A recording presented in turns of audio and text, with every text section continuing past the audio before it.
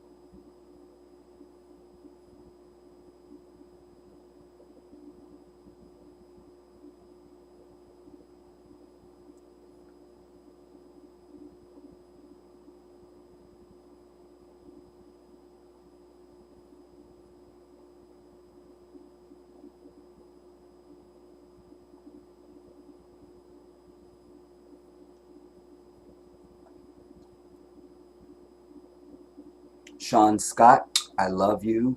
Good evening. So good to see you. Melanin 100, I see you. Sweet Akibalan Violet. Oh, I'm going to stab you. And I'm so glad to see you. Man, it's a panel love.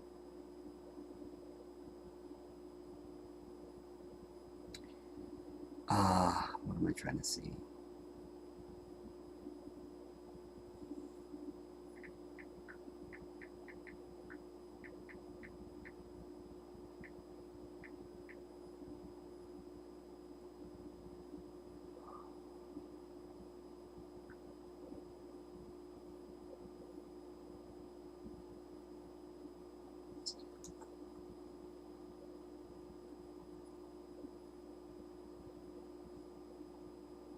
Son, I see you. I'm so glad you made it.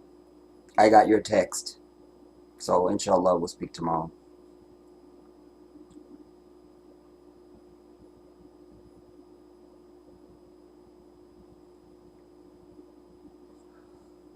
Okay, that needs to stay plugged in for just a little bit longer. Inshallah. Bismillah.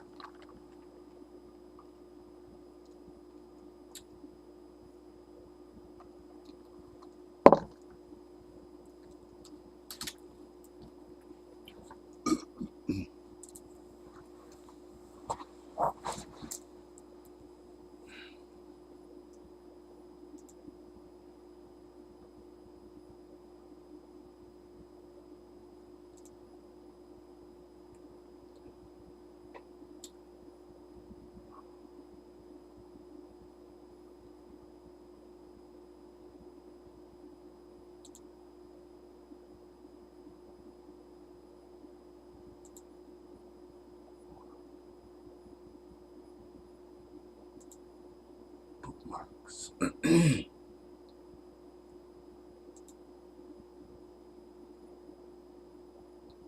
This will be our opening.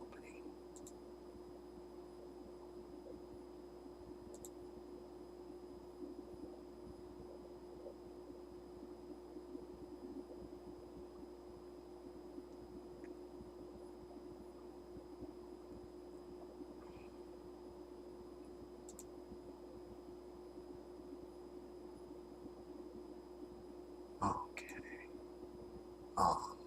Alright. Just, I'll keep that for now.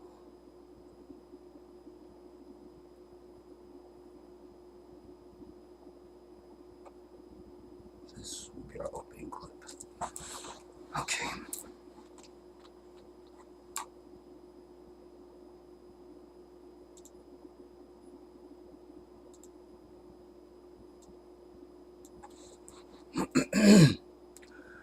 What's up, everybody?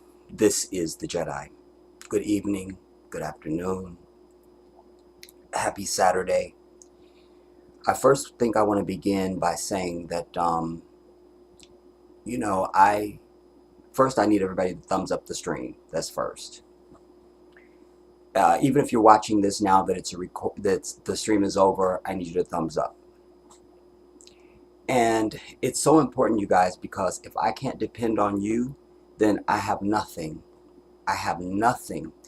You know, for me to be able to do what I do on this platform the way that I do it, I have to have your support. I can't have you being a weak link. You gotta support me. You have to. Because these white devils have and are doing everything that they can legally do to stifle my message and my presence. You know, going back to my channel, my first channel, my 23,000 subscriber channel, nearly 5 million views on that channel, over 2,000 videos. That's a lot of sweat equity, you know, a lot of time, many hundreds of millions of hours. And, you know, they shut it down, you know, and since I've been rebuilding, you know, their attack has not quit. I've been here in this apartment, almost 7 years. So years ago, they sent me an email saying, because my other channel, I didn't monetize forever. And then I finally had some of my YouTube cousins, we were Skyping one day and they said, Jedi, because I always would brag to my audience, you know, I don't monetize because it's important for me in life, not just here on YouTube, but for anyone who beholds my presence on the earth to know that I'm exactly who I say I am, and the things that I do are motivated by the things that I say I'm motivated by. I'm here out of my passion because I want to see real change for our people on the earth, and certainly in this society. And I've been given the gift of fearlessness, you know, and an intellect and a vocabulary and passion. But they sent me in, and then after they told me that, they said, you should sign out of your channel, Jedi, and you'll see that they are running ads on your channel. Well, that pissed me off. So then I monetized my channel, made a big announcement. I was telling my audience what's going on. Made a big announcement saying exactly what I just told you, that I had the conversation with them, they told me this, and so I monetized the channel. And for about 5 minutes, I made some money on YouTube. Probably the last 2, maybe 3 months, if I think hard about it, maybe 4 months of that channel it was monetized. And so fast forward to them shutting it down, and then after Trump, so that was 2016, and then when I started rebuilding this channel, they let me know, they sent me an email saying, and I still have it someplace, I never got rid of it, saying that, you know, you're basically, you're not eligible to be monetized ever again, ever. Like, fuck you. Like, we don't want shit to do with you. So I'm okay with that. Just don't run ads on my shit. You feel me? Like, if I don't make nothing off my sweat and equity, you don't make shit off my sweat and equity. And I mention all that because our last sitting, you know, not our last sitting, my last video, Black Winter was congratulating me for having 69,000 thumbs up. I don't usually check the stats on my video because I know they play games and I'm over it, and fuck that, you know. I'll check for your comments and stuff like that, but that's in YouTube Studio. That's not on the channel. And I didn't know what she was talking about. I was like, I don't know what you're talking about. So she sent me a thing saying, yeah, I saw where you had 69,000 thumbs up on your video, but they changed it. Now, I know that's true because I didn't see the 69,000, but I had seen a higher number of thumbs up at one point, and then like 50 something, and then suddenly it was 30 something or something like that. I don't even know what it is now. I saw that change, you know, and So when she communicated that to me, that echoed, that was knowledge converging, you know. As I always tell you when we're here, I know there's way more people watching my stream than what we see. And I always tell you when we're done, always refresh. Like when I say that's it and I leave, refresh and you'll see the number is way higher than what was on the whole time we were on, you know. And then I get some numbers backstage here, you know, but when we're done, it's always more than that. I know that to be true. But that also means that if 69,000 people thumbs up the video, that means 69,000 people watched the video. You understand? That means that was a viral video. 69,000, you know? So I offer this because if they're doing all this, then it's a shame when I'm here live, and even when I'm not, but certainly when I'm here live, and I have people just sitting out there not fucking thumbsing up and I'm sitting here live using my time, and you can't respect that. That is beyond trifling. But I'll give you another example. You know, most all of the coups that have gone on in Africa against leaders who would actually have done something revolutionary for their various countries have been successful. Why we have been following over on my other channel, Jedi Africa, which I've told you need to move to Jedi Africa. It's just Jedi Africa. There is no it's just Jedi Africa, and there's a picture of me. What we've been covering over there is the coup that went on in Niger. But before that, it was Burkina Faso with Ibrahim Traore. And why I mention that now to help buttress the point that I'm making to you right now about why our unity and our support is everything. Part of my foundation is black unity, everybody. My foundation is black unity. And it's hard to love you.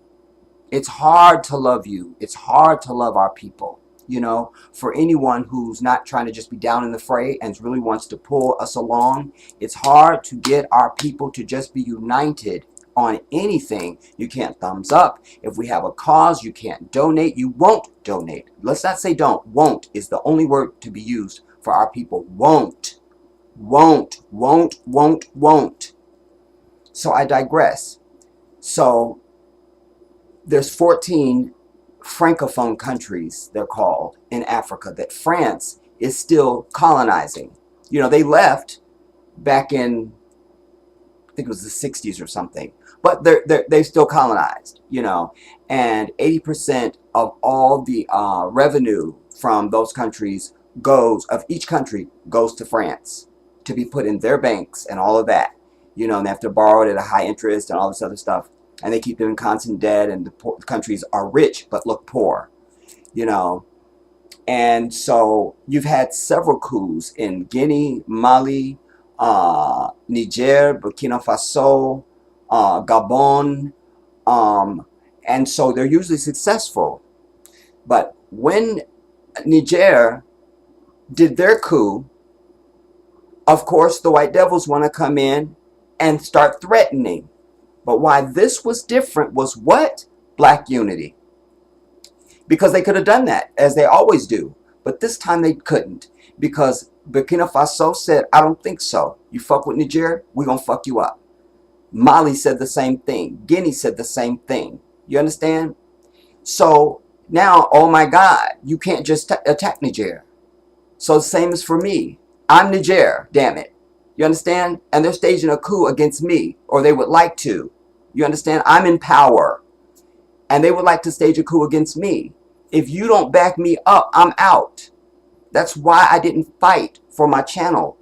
If I had $1 for everybody that wanted me to get my old channel back, Jedi, you need to get your old channel back. If I just had $1 for that, I would be sitting on a yacht in Provence. You understand?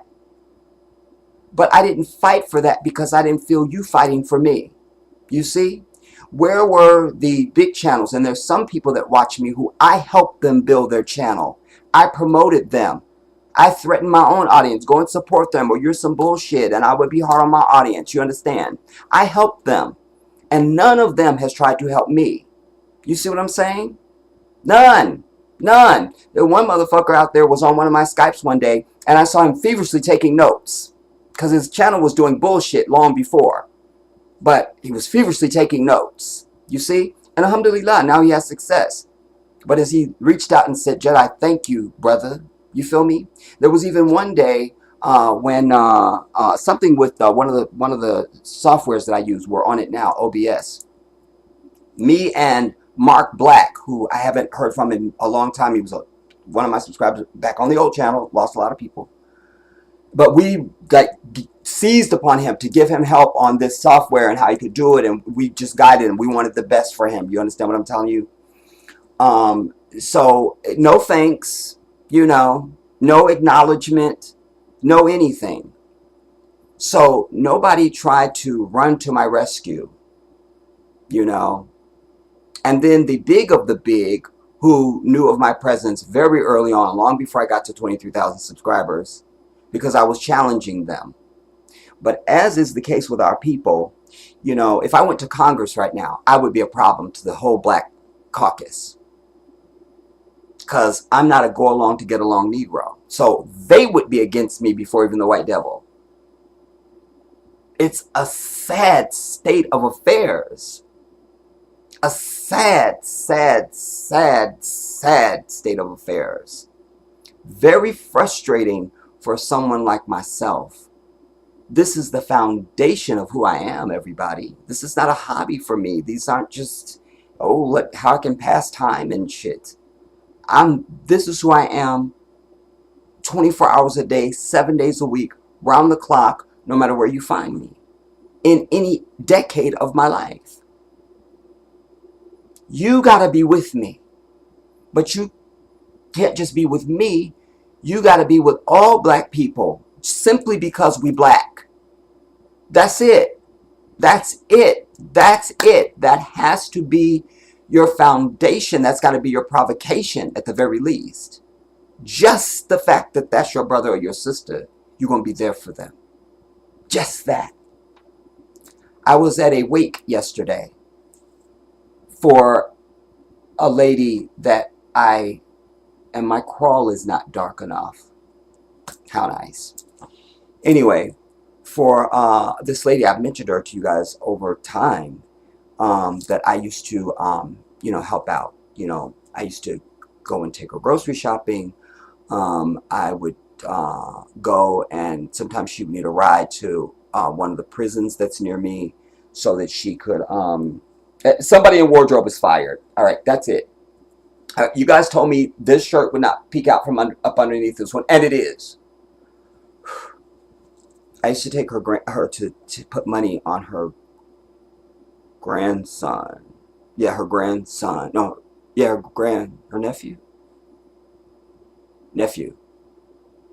Her nephew.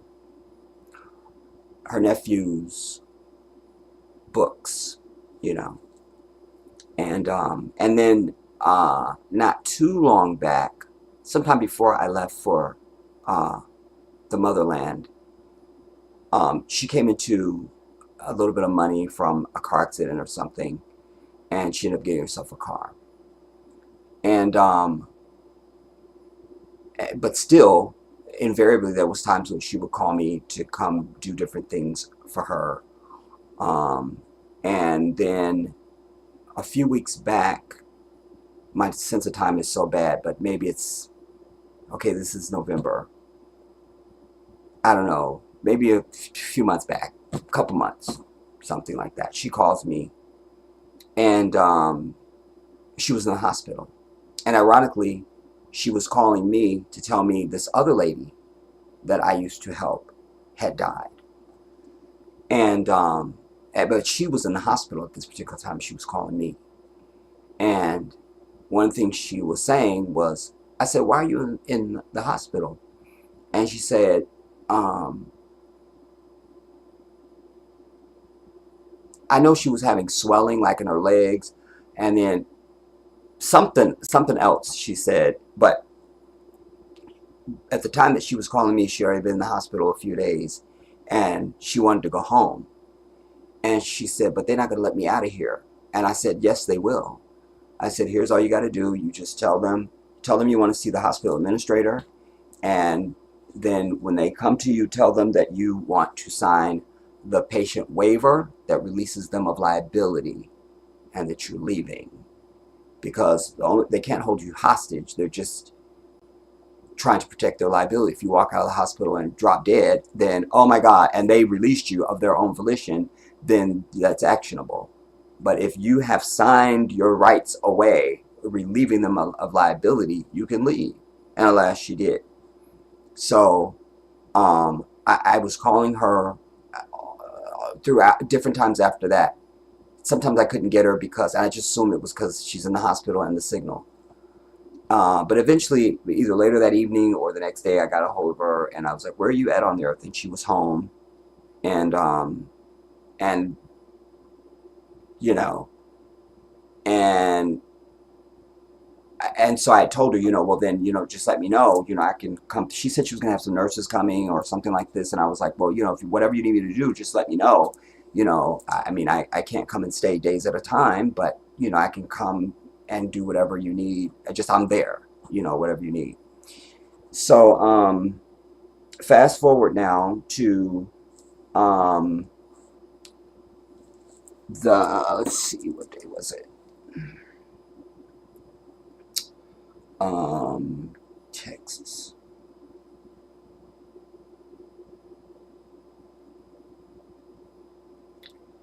I had been calling her. I'd been over there several days. Sometimes she would want me to come to, because I guess whoever was there during the day, she had would sometimes leave the windows open in either one of the bedrooms, and she wanted me to make sure that they were closed.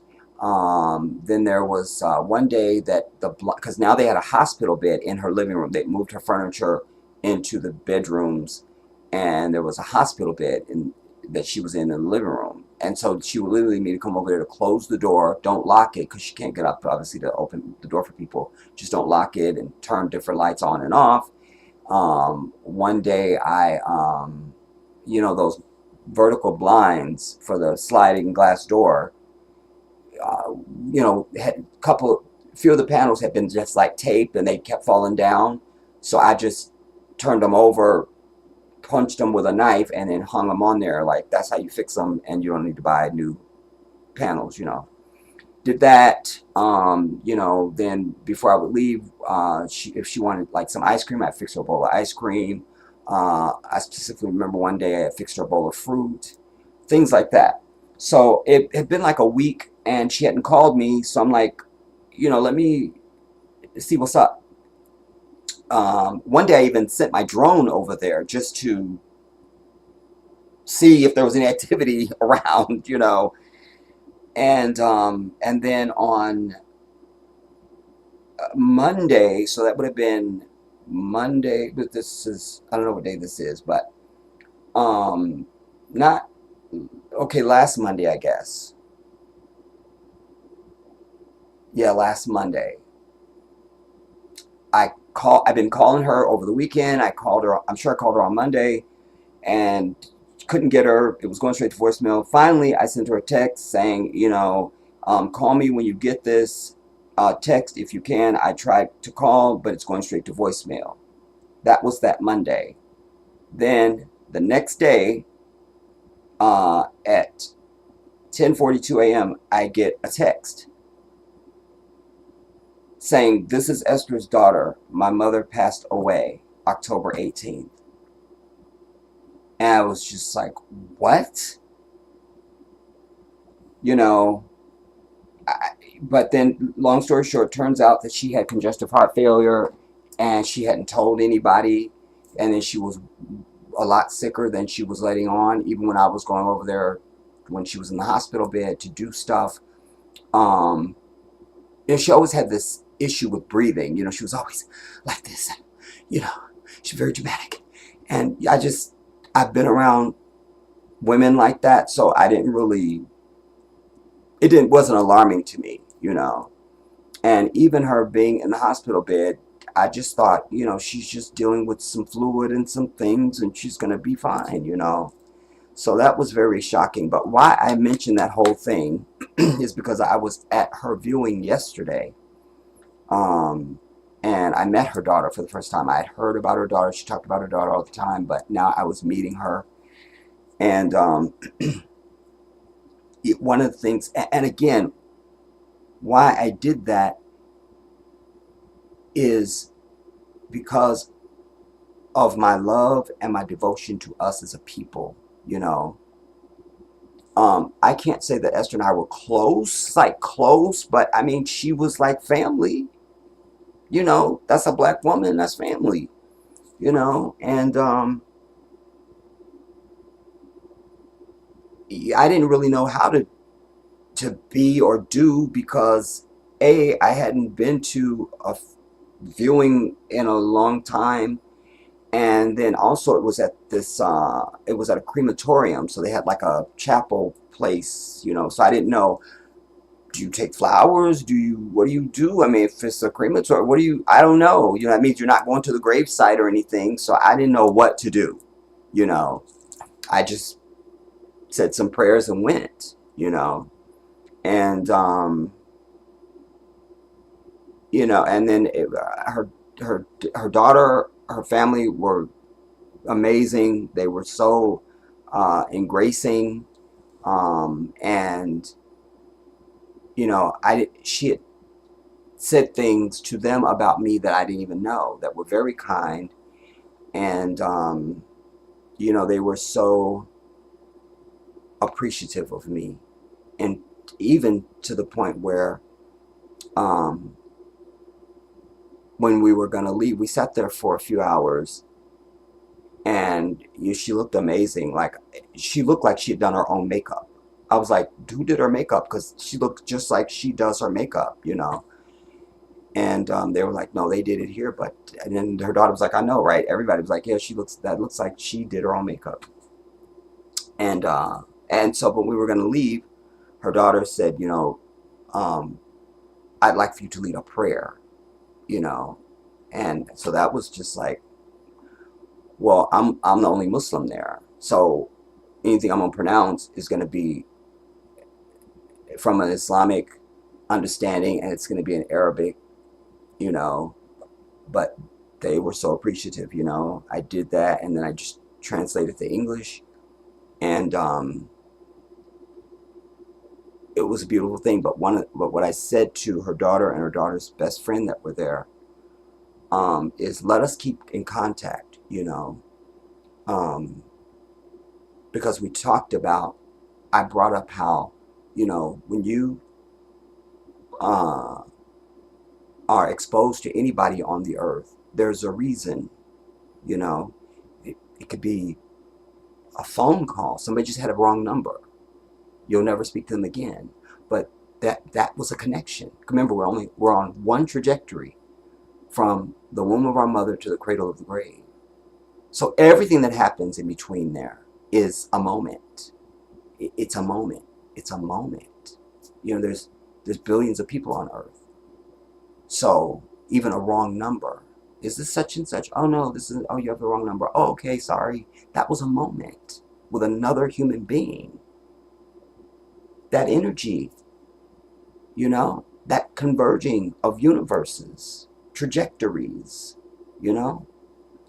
and so that means a lot. But to bring myself back to center, I just want to say again, we got to be connected, everybody. A building is made of many stones and bricks, and then it's one. But then it's solidified, and it's strong, and it stands, and it can stand against force and wind and all of that. Our only issue as a people, denying us our own power, is our lack of unity. When I look at what's happening in Gaza, I've questioned over the years, how come the other Arab states don't come in and just bomb Israel the fuck out of existence? And then, as I told you in previous sittings, since this has been going on, and I gave you, in our last sitting, I gave you homework.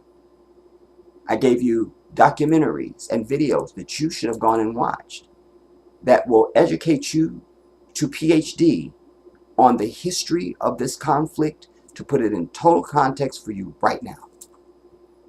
If you didn't do that, you robbed your damn self. But I mention it because there was many years that other Arab countries helped Palestine. And now they are positioning themselves again to help Palestine. Everybody's doing their diplomacy, and we don't really want to attack, and we're trying to be diplomatic, and we're trying to do this. But watch your ass, you know. So it could go down any minute now. It could go down any minute now. It could be going down now as I speak.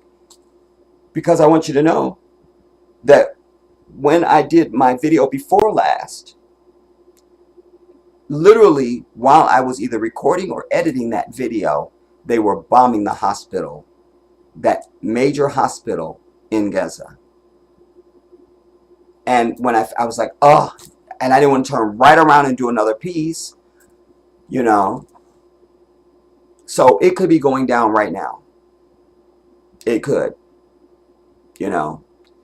But the Palestinians are united. When I see people digging feverishly through rubble for people that aren't related to them, when I see men carrying babies through the street that aren't related to them, you know, whole groups of people, that's unity. That's unity. That is unity.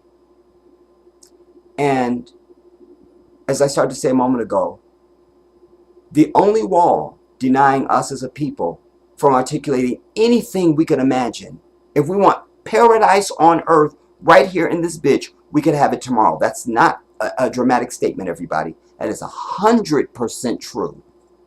100% true. But it requires unity. One of my earliest videos years ago on my first channel, I literally titled it UNITY, and I put the dots between the letters. UNITY. And I did a whole lecture about unity. Because I know that that's everything. You know, that's it. You know, before I left for Africa, one of my great woes, even when my country of destination was going to be Ghana, one of my great woes was my ground game.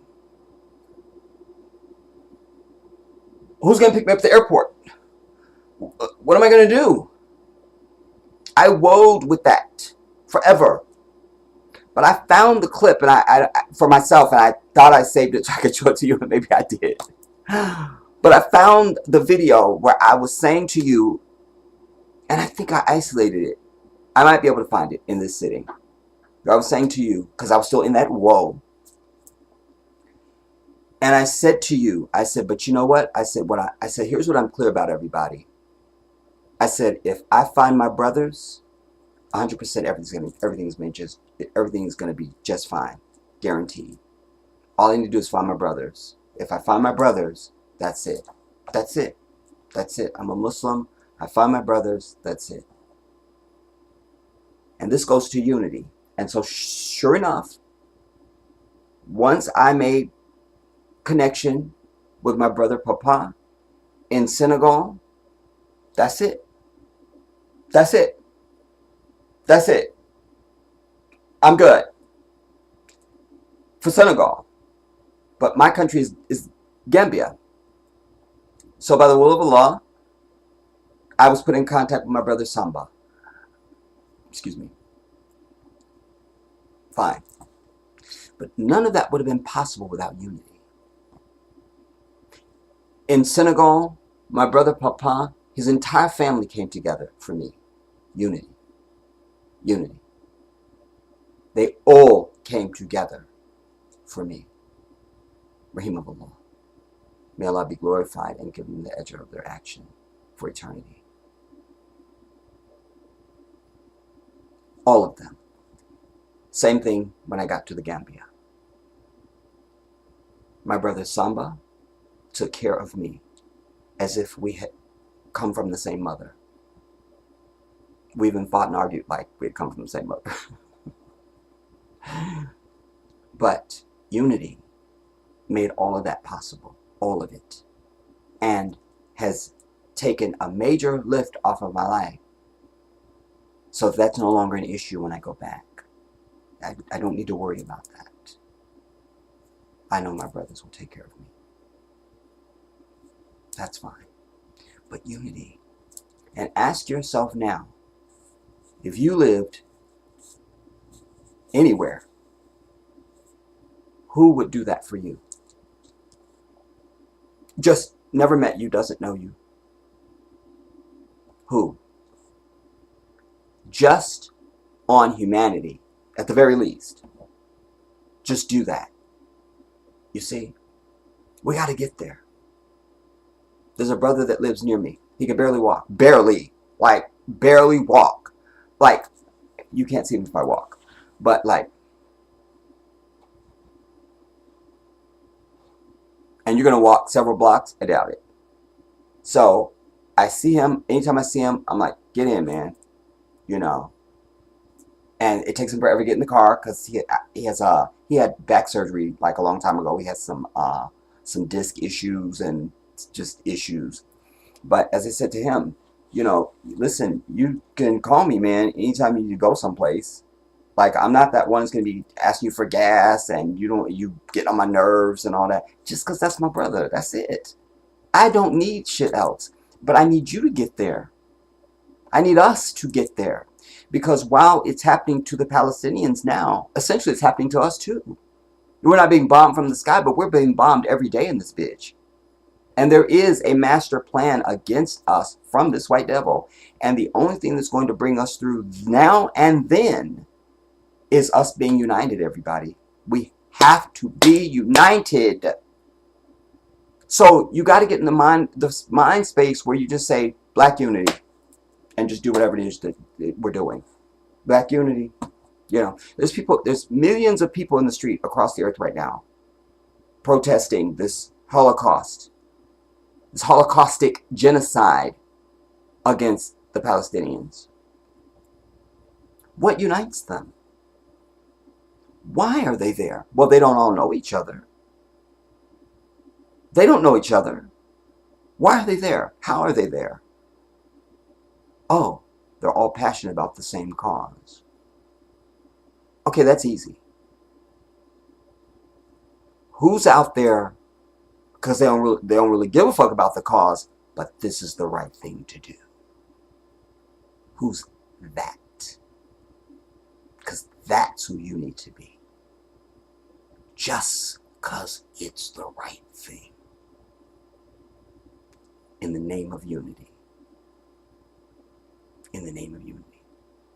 Dr. Umar Johnson should have been doing videos, waving his hands like this, saying, please don't give me any more money. Please, for the love of God. I have enough for the school. I got it. I got it. But he had to toil and beg and drag.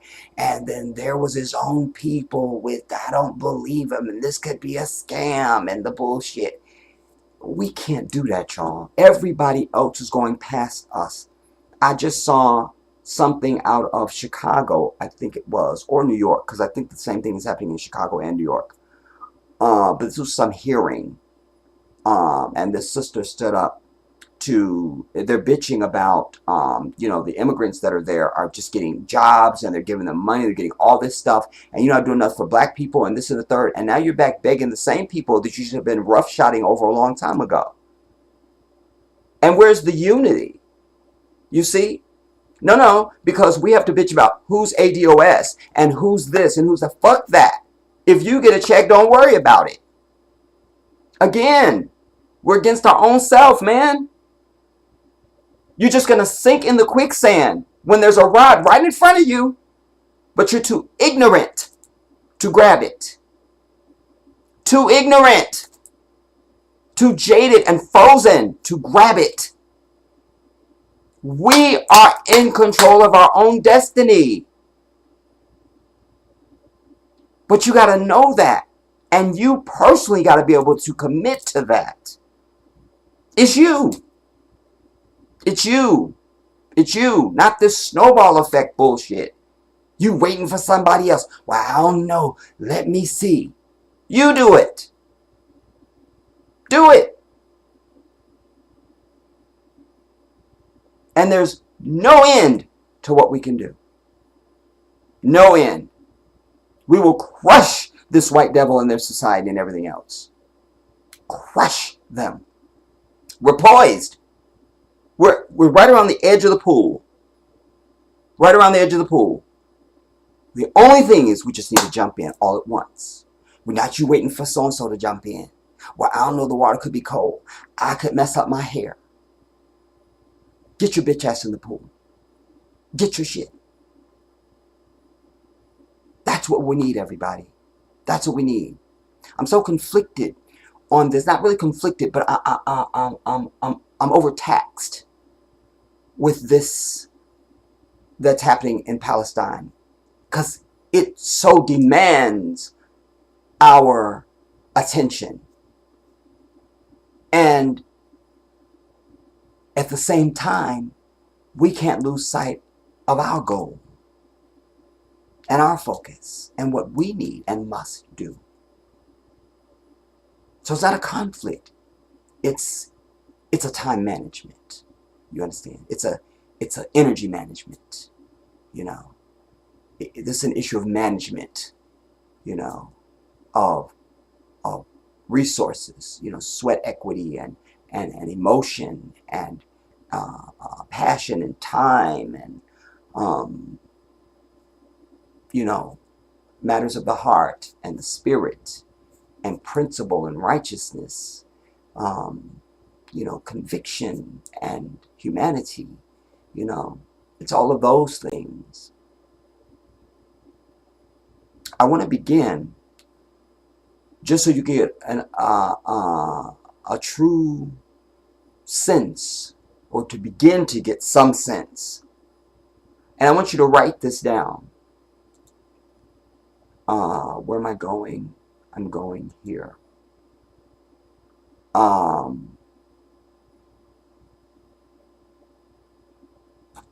First thing I want to say is, fuck this October 7th. Fuck it. You understand? That means nothing to us. Because every day for 75 years has been October 7th for the Palestinians. So fuck October 7th. You understand? And righteously, no sympathy for any alleged casualties. And maybe that's why my video got 69,000 views. The last video I put out of Israel has shown no evidence, because as I said in the piece, and what I know in my heart is why I said it. I'm not hearing, and I believe that most people have gotten so wrapped up in the story, nobody's thought about the fact that, wait a minute, we haven't seen any evidence of anything on their side at fucking all. And then I saw a vain attempt, a failed attempt by, I don't know what your news organization is, and I think I saved the clip for you. There they were in a lit parking lot with the fake little flak jacket on and the helmet that looked like it just came out the box and was probably shipped on Amazon. But there they were, and with the heavy breathing and a shaky camera. I've talked to you about this. And but there they were, and you know, he's like, just about a few minutes ago, we had a rocket come in, and you know, it hit about 100 feet from us. That's okay. 100 feet, a rocket. You shouldn't be standing there. You should be dead. So that's a strike and a lie. Then it was, before I finish telling you that story, I believe this is precipitous of my video. That's a little arrogant, but I'm saying it because I don't mean it in arrogance. And I think we're going to begin to see more stories like this, where they trying to now present something that looks like they've given you some evidence. But in this case, all they gave was, it was a bunch of fucking reporters, like camera people and shit. Like it was like as if Michael Jackson was going to show up, or me, you know. It could happen. And it was like a car, again, more broken windows on cars. That's it. You don't got shit else. Suddenly, he was like, now we're not sure if it was a rocket, if it was just shrapnel. Well, where would the shrapnel come from? Were you fired on by artillery fire, or was it a rocket, bitch? It wasn't either one. And they showed you one little hole in the car, the window was broken, and if we pan over here, you see in the side of that building, you see two holes, and we don't know quite what that's from, but the shit that they claim at some school he claimed they stand by was perfect. Not shit has happened in Israel, everybody.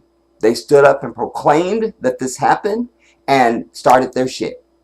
Hamas, I believe, never fired 5,000 rockets into fucking Israel because, as I said in the video, what we know about this white devil is if there was even a chipped toenail on a bitch, that would be the only looped video you would see for the next many, many, many months. You would believe there was nothing else on TV.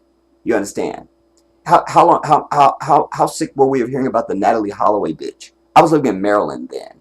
The bitch has been resurrected in the last few weeks even. I guess the dude was arrested or something. I mean, you know, so if there was anything, a broken water faucet, they would be showing that on every network, wall to wall, and we don't have it. So I proclaim there is no attack on Israel. There has not been. Inshallah, now there will be. And any attacks that come upon Israel are not from Gaza because you bombed the fuck out of Gaza. And but even before you bomb it, for decades you control every fucking thing that comes in and out of there, including the electricity, the water, and the food. So how are we getting rockets in? And don't give me tunnels, because we've already debunked this whole, well, there's tunnels. Because they were busted producing a CGI AI image of these tunnels that don't exist. Do you understand? I want to come to our first piece.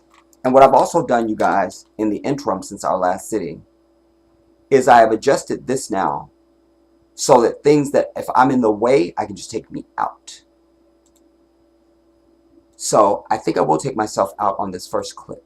I don't know if you can still hear me on this one, so I'll shut up because I didn't test that part of it. This is a short clip. I want to take you inside a Palestinian home. There's no gore or guts or anything here. But imagine this now. You're just sitting in your house with family, amazing food, because any food in Palestine would be amazing. I've had Palestinian food. I've had much of the Arab world's cuisine. Bellissima. So let us do this.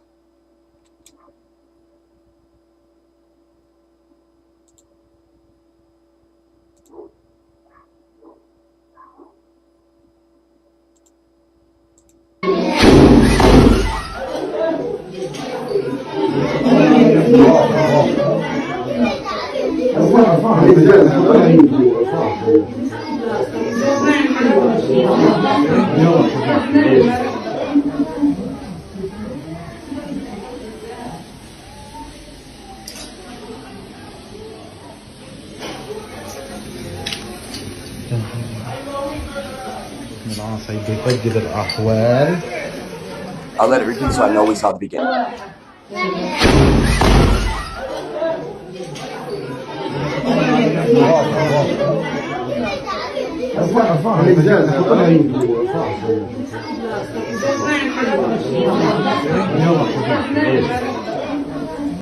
Imagine that. Imagine that. Let me see if there was sound on that.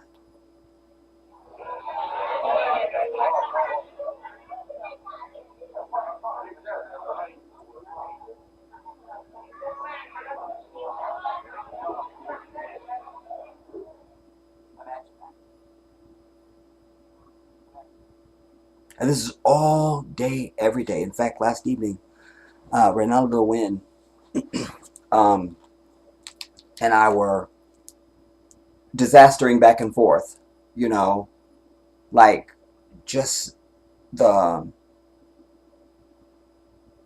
level of suffering and death that's going on, everybody. is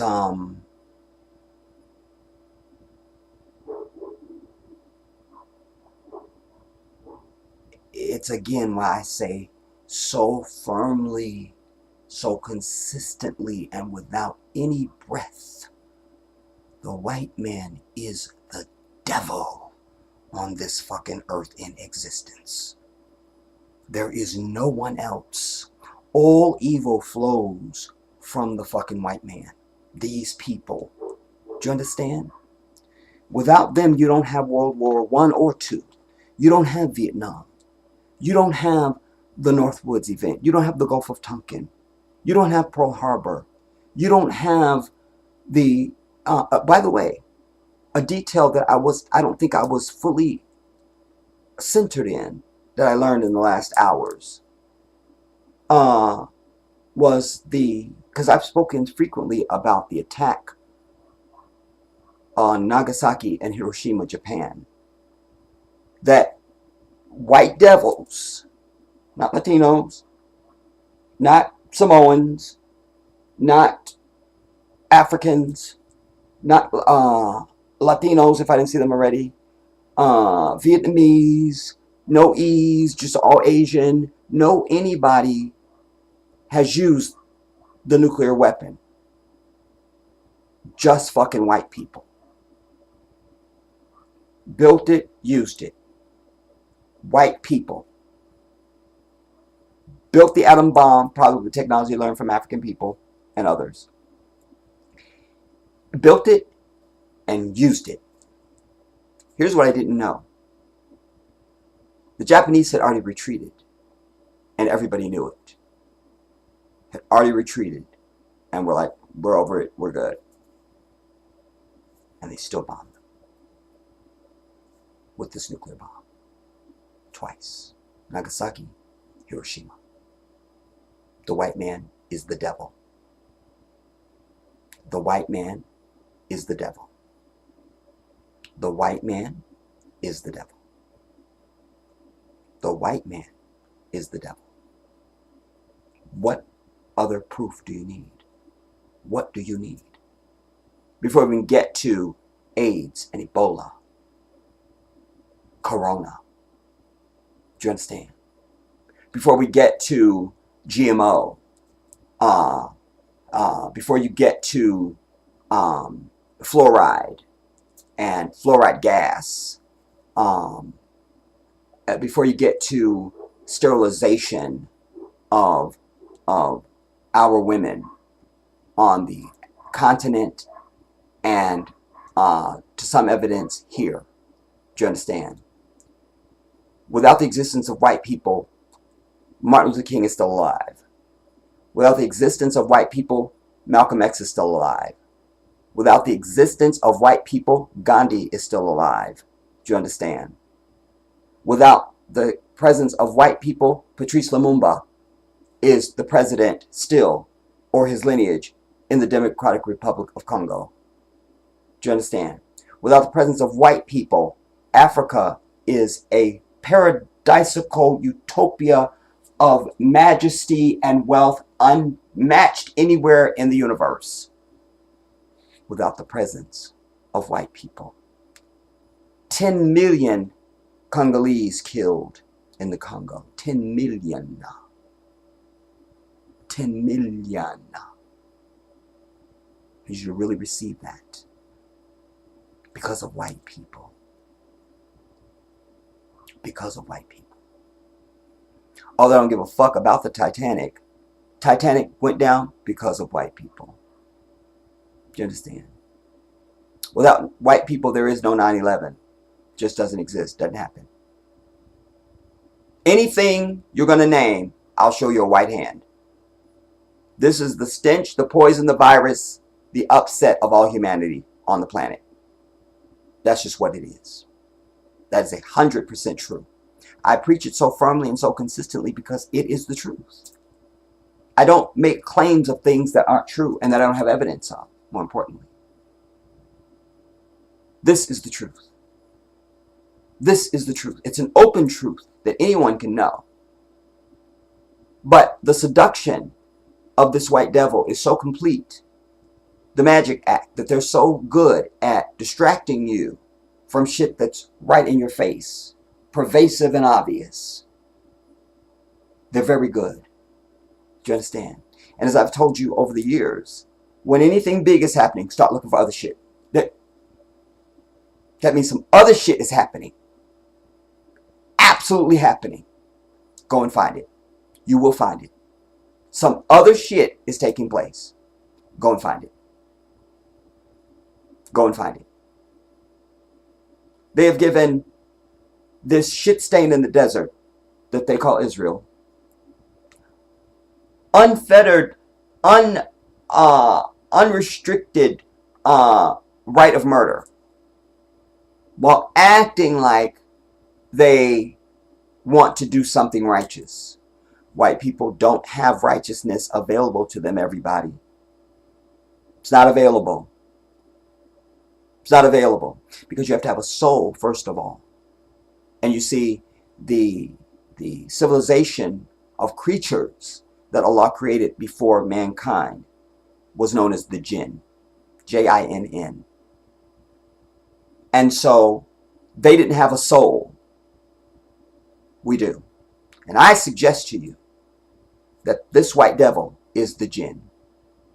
Because Allah says to us that they exist still in the unseen realm as well as in the physical realm. That's the white devil. Plus, evident part number 2, there's fewer of them on the earth than everybody else. Everybody else. By the way, without them, Australia is black aborigines, not fucking white bitches. Another sighting for you. Do you understand? Until these people are vanquished, disappear, destroyed, whatever, from the earth, there will never be peace for humanity. Until the rest of humanity is willing to overwhelm them. You understand? By any means necessary. Overwhelm them and frustrate every effort that they conjure. Every single one. This is why I've said to you, and I'm very clear, I don't care what you got going on. A backyard party in this bitch. You have one fucking white person there, you just ruined it. It's ruined. You just ruined it. It's ruined. That's it. That's it.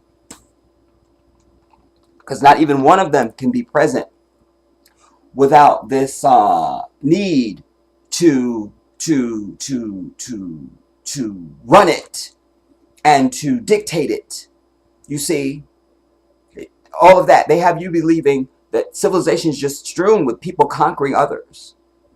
You just read in a history book, you know, so-and-so with so-and-so, and then they conquered so-and-so, and you just keep reading like that's just normal, and it's not normal. And the only people who have gone around the bitch conquering anybody is their white ass. Without white people on the earth, without their existing, you don't have this image of some ball spinning in the middle of space. This is not a fucking globe. It's not. But again, goes back to the Magic Act.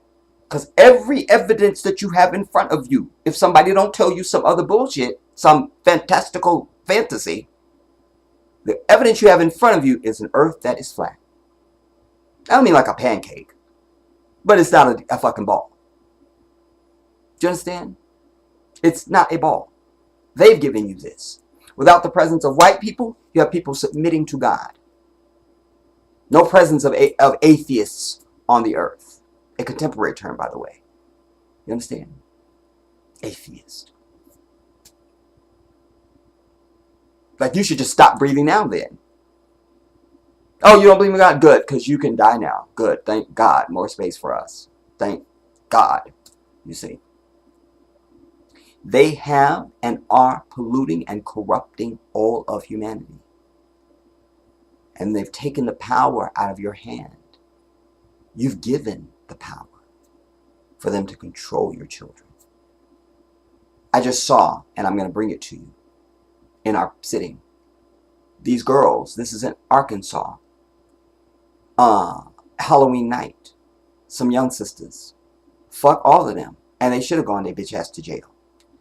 Because there they were, they had been seen throwing trash or something. A white devil cop approaches them. To be fair, he wasn't being an asshole. And he wasn't even going to arrest them or anything like that. Because he even said, you know, like, if I see you, you know, throwing trash or something like that again, you know, I'm going to arrest you. And they started with the whole time, nigga, what, this, and all the bullshit. I'm like, shut the fuck up, shut the fuck up, shut the fuck up. Anyways, long story short, they end up attacking him, and all the bitch has them going to jail. Good. Good. But I mentioned that because the whole time I was thinking, they didn't get their ass kicked at home. Kids have got to have their ass kicked at home. Do you understand? Because we all know the difference between child abuse and I did something wrong and I'm going to get my ass kicked. You understand? Everybody knows the difference. Everybody knows. And we have relinquished our children. I saw this in the 1980s. I literally saw it happen. Wallahi, I saw it happen. I saw it go from we kick our kids' ass to hearing black people, well, I don't spank my kids. And the first time I heard that, I think I lost ear fluid. What? That just was, I didn't know how to place that. Like, everybody get their ass kicked. You know, you sit around with friends of yours and talk about your ass whoopings. You know, and I probably the first couple times I heard it, I thought, oh, it's an aberration, it's nothing, you know. And then it became this thing. Nah. I come from the land of whoop ass. You understand? You don't even got to be my child. I'm going to kick your ass. Get out of line. Watch. See, don't you lose an ear or something. You will be hospitalized. I mean, you know. But that's what I thought. I just thought none of them is getting their ass kicked at home. They not. But we're losing and have lost our children because of the presence of white people here. So we can tie that to them as well. Do you understand? Let me first come to you, then I want to go to our next piece. I want to move us through because I got a lot of things I want to show you in this piece.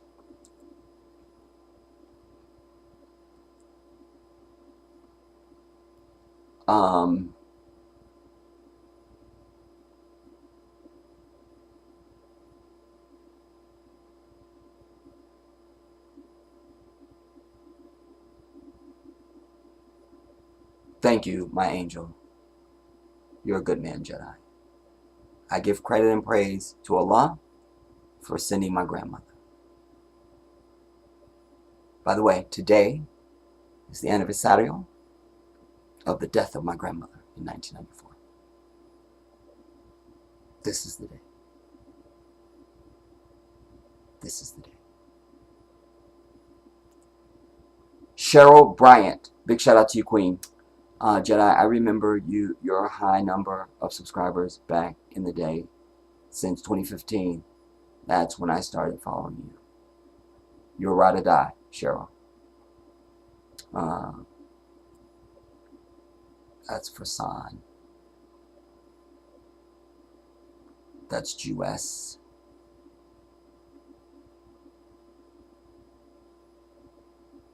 Thank you, San. Yes, may she rest in peace. Alhamdulillah. She really looked fantastic. I took a picture, but I won't show it to you on here. But she looked fantastic. I mean, she looked great, man. They really did a fantastic job on her. And I even commented, her hands looked like she was still alive. Wallah, I never seen nobody's hands look that good. Like, she looked great. She looked really great. Like, I really was expecting her to just get up. I didn't see no reason why she wouldn't just sit up. I couldn't see no reason. She really looked great. She looked great. CJ, big shout out to you. When they entered Gaza. Yeah, they're in Gaza now. And I still hear some people in media that maybe don't know that. I have video. They're in Gaza. They like all this. We're thinking about a ground. They've been on a ground campaign. They're going door to door because it's bombing from the sky, and then go door to door and make sure all they're. This is an extermination, everybody. And I remind my audience again, these are not the Jews. And if you saw my video before this, the 69,000 that should have 69,000 views on it, I bring you a clip in there of something I've told you over the years. When Orthodox Jews go to that shit stain in the desert, they are attacked in the streets, literally. There's Zionists do not represent Judaism. And this fucking state of Israel is nothing but Zionism. Zionism is not Judaism. You can't have that. It's just like I always tell you, you can't say you're a Muslim and then you believe that a man came as God. You're immediately not a Muslim. We don't fuck with you. You can make all the claim you want. So sorry. Nation of Islam, not Muslims. God love them. And y'all know I love Farrakhan as if he was my own father. Subhanallah. Not Muslims. So sorry. So when we talk about Zionists, and in Judaic law, as I've said to you, it is against Judaic law for the Jews to have a state as they understand it. You understand? Because we're the Jews, everybody. It's us, the Israelites. Because this Jew term came later. It's from Judah. That's something else. But that's what they essentially stole it from. Judah. You see? But we know that Judah became Israel. So Jewish, what's that? Ish is kind of, but not really. I think we've said it all. But anyway, people that follow Torah, who are holy people, who call themselves Jews, this shit stain in the desert does not represent them. It does not. And anybody proclaim, if you're anywhere you hear, read, or see anybody being called anti-Semitic, you tell them, you're not even a Semite. You're a Zionist. Do you understand? Because the Jews aren't going around with that bullshit. The Jews don't run media. They don't run entertainment. They don't run the banks. They don't run don't. But that video that I brought you of Kanye West holding up all the fucking people who run shit that are fucking so-called Jews, those are Zionists. Secular, unholy, not believing in God ass fucking devils. Just white, racist, devil-ass people. That's it. Not worthy of any respect. They're not holy. Don't let them fool you with their little religious terms. Like, you know, we were in, because even the fucker faking the rocket attack was like, and this was right on, some holiday up there. I can't remember. But he, you know, they'll throw it out there, you know, like as if, you know, it's so sickening to listen, those are not holy people. They're just thugs and gangsters. So don't have any sympathy for them. And as I've told you in previous sitting, if any of your churches, any Christian folks, tell your churches, if your pastor's up there trying to promote Israel, tell them to kick fucking rocks as you walk out that bitch. You understand? No sympathy for this fucking place. It's illegal to begin with. And anything that the Palestinians want to articulate is justified in the eyes of the law, but it's also justified, most importantly, in the eyes of Allah. Because if you don't, again, if white people don't exist, so if white people don't exist, Palestine is someplace that you've heard about and maybe you'll visit someday. Done. Who wants to go out for lunch? You know. But white people exist. Damn it. Then major conflict in the Middle East. There you go. Just add white people and you've got a disaster. Right there. You just got it. You see? So if they never brought their white ass there, there's no conflict. So don't come to my house and then be mad when I fuck you up. Don't be mad. That's what I told you at the beginning. October 7th means nothing. You understand? Because there'd be no October 7th if you had said your white ass where the fuck it came from. Take your shit. You see? And strange that you never mention the black victims of the Holocaust in Germany and in Europe. Just not understanding. Oh, because you're racist, white devils. I'm sorry. Again, you know, you know.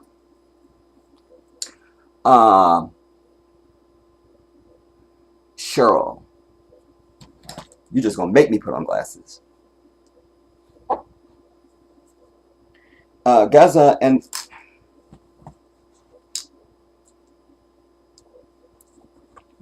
you say Gaza and West Bank are unimaginable war zones, and let's not use the word war, because a war is a two-sided conflict. That means you punch me, I punch you. We're at war. You understand? This is a one-sided fucking attack.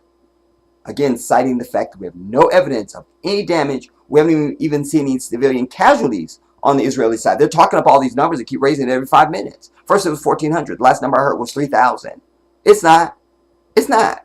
It's not. Show me a dead body. Show, because I got many hours of footage I can show you of Palestinian babies dead and people being dug out of rubble and people bleeding and body parts and one man bringing his son in who looks like a stone statue. He's covered in gray and just his torso the father's carrying. That's it. That's it. I got babies sitting with their mother thinking, where's their mother? I got another baby that's sitting and sucking like for breastfeeding and there's no breast there. I can go on and on and on and on and on. They haven't shown us a fucking thing from their side because not shit has happened. Not a damn. So let's not use the word war. Let's be very careful with language. But you go on to say, at this point, it's definitely life and death over there. 100%. William Cook, a shout out to you, brother. Nagasaki, the Nagas of Egypt and India that migrated to Japan. Did not know that, William. I will definitely follow up on that. Because I am all things Asian. If you come to my house right now, all you would need is rice paper on the floor and we would be good. You feel me? The Nagas of Egypt and India that migrated to Japan. I will definitely follow up on that, William. I did not know. I've never even heard that. Never even heard of it. But I'm not surprised because it almost feels like potential knowledge converging because I do know that, like, you listen to their names, they're African names. Like when, what's the name? Yokohama. That sounds African. You understand? Yoshimoto. This is African. It sounds African. You understand? So, not surprised. Not to mention, I have a whole documentary here I've had for many years that you're not even considered, you can never be considered a proper samurai in samurai law and culture unless you have African blood. Know that. Know that detail. Cheryl, you're going to say, Jedi, ask everyone to try and hit the like button. Okay, it looks like we're good right now, Cheryl. Thank you for your prudence. I think PewTube is removing all the likes. Yeah, Cheryl, I don't know if you were here, but we have evidence now. Black Winter brought to us, and I feel like, was it Robert? She saw where there had been 69,000 likes on my last video. She was congratulating me. That's what made her type the congratulations. She congratulated me. Congratulations on 69,000 likes, you know. I was like, what? You know. And then when I typed her back, and she went and looked, then that's when she realized they changed the shit. You feel me? So that means not only, because if you liked it, that means you watched it. So that means that video was extremely viral. 69,000 people watched it.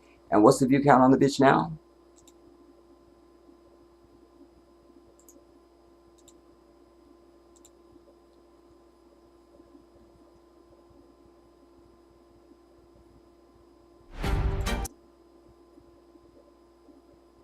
Come on, man. I don't got all day. Small business owners don't always have time for cybersecurity. And I don't have time for your white ass. So there's that. Okay. That's why the Google tools they use every day are secure.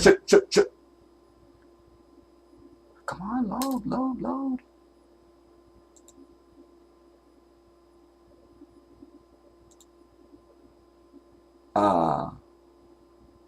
The view count on that video now is a lousy and inaccurate 197 views. 197. You know, the white man is the devil. You understand? That's not up for objection at all. And I'd like to know what the likes are. Let me see what the likes are on it. 31. When I personally saw them at 50 something, and then after Black Winter brought the whole 69,000 to my attention and everything. But before that, I had personally seen them at 50 something. I feel like 59. And then at some point I had looked at it and noticed it, and it was like, I think it was 30 something. So I knew there was already a problem. I didn't see it at the 69,000, you see. So but again, this is why it's so important for you to thumbs up every single thing that I do, everybody. And isn't it ironic? It's a black man that created the algorithm for any of this shit. And all these devices we're on now, even this camera, all this shit, we don't have it without the coltan that comes out of the Democratic Republic of Congo. You see? Without white people, there's peace on earth. There's harmony, there's unity, there's humanity, there's trust. You understand? There's equity, there's fairness. You know? I saw a white bitch that typed on a video. There was thousands of people, for as far as I could see. I don't know what country it was in. It was like at nighttime. They were marching in the middle, like down some lit street with the Palestinian flags and all this. It was a protest. And this bitch types, oh, so it turns out you don't have to be a Nazi to support terrorism. And then I type, but, and alas, it turns out you do have to be, it does turn out you do have to be a white devil demon to support occupation, genocide, murder against the innocent people of Gaza. Congratulations, you match the description. Send. Bitch. You feel me? I told y'all a long time ago, I pray for the deaths of people because I know that I can ask Allah for anything. Do you understand? And so I do pray for the deaths of people. The unrighteous. You got to be unrighteous. Then I will definitely pray for your death. Wallah. Let me get through these quickly now. Let's see. I think I was at William. No, was I at William? No, was it Cheryl? You said I tried to hit. They're removing all the likes. I tried to hit it and come back to the video, and the count still says 0 likes. Hate puke too. Son, what, for real, Cheryl? I will hit the like again right now. Yeah. Alex Giddy, Guity. I don't even know how to say that. Giddy. Alex, good evening from New York City. Good to have you, Alex. Big shout out to you. Are you male or female, Alex?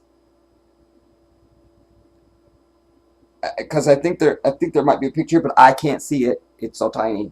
So just let me know so I know if you brother or sister. Son, I just hit the like again, and it said 28 likes on my end, Cheryl. And I'm seeing 35 back here.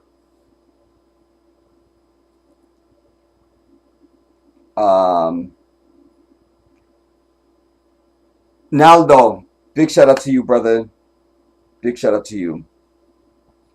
And it turns out I saw that Democracy Now piece. I saw that. As soon as I saw that guy's face, I'm like, I think I've seen this.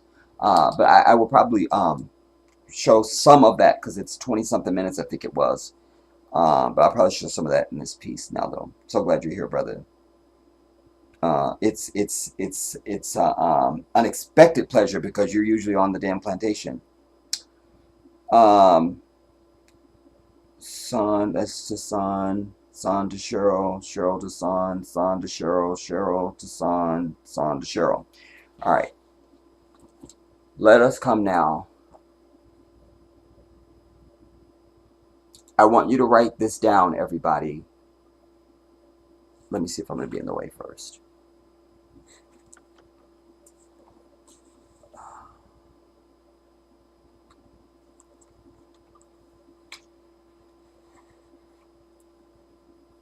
I'm on the wrong one.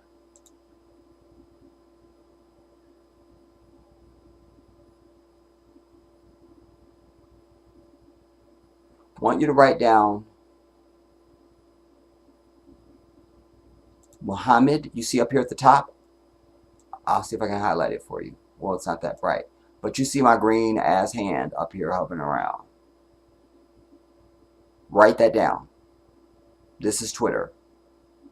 Muhammad Smiry. S-M-I-R-Y. Write it. Because the footage that's on here out of Gaza is everything on earth. Naldo had some stuff on, what's the name of the damn app?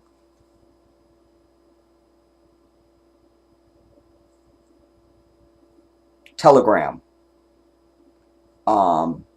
That is comparable to this.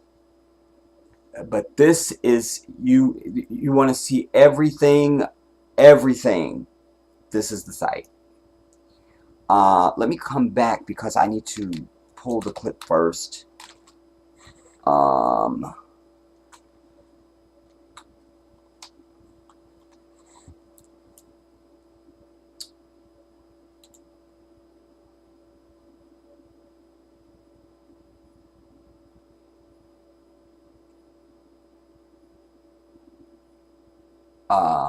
In fact, here's that march. I wasn't planning to show you this one, but we're here. I see it, so I may as well show it to you.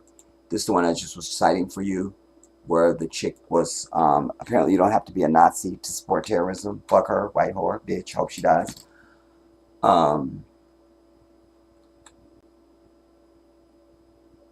This was that. I mean, just thousands of people for as far as I can see.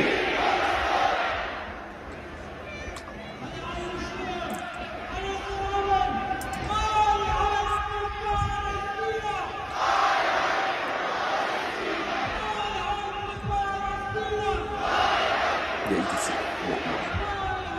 I mean, and know this.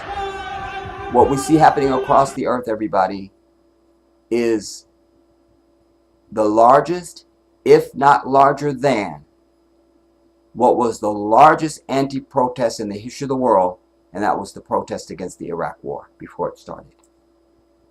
Everybody and their mother across the earth was saying, don't attack Iraq. Don't do it. Don't do it.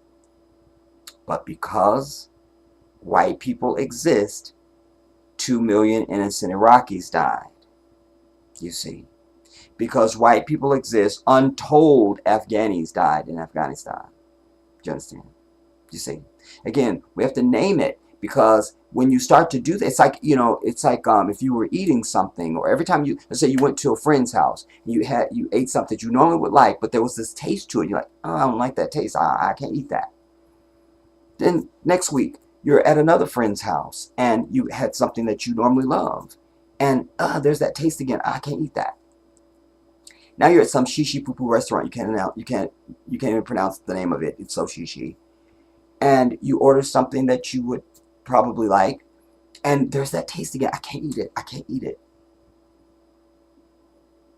That's white people. That's white people. So you find that ingredient, take it out, and now you can eat whatever the fuck you want. It's that easy. Damn it.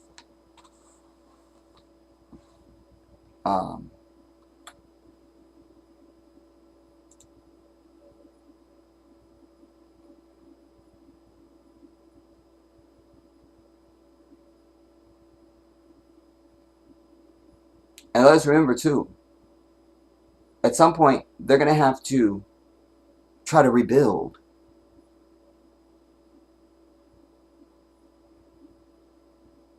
And then you have people that won't leave.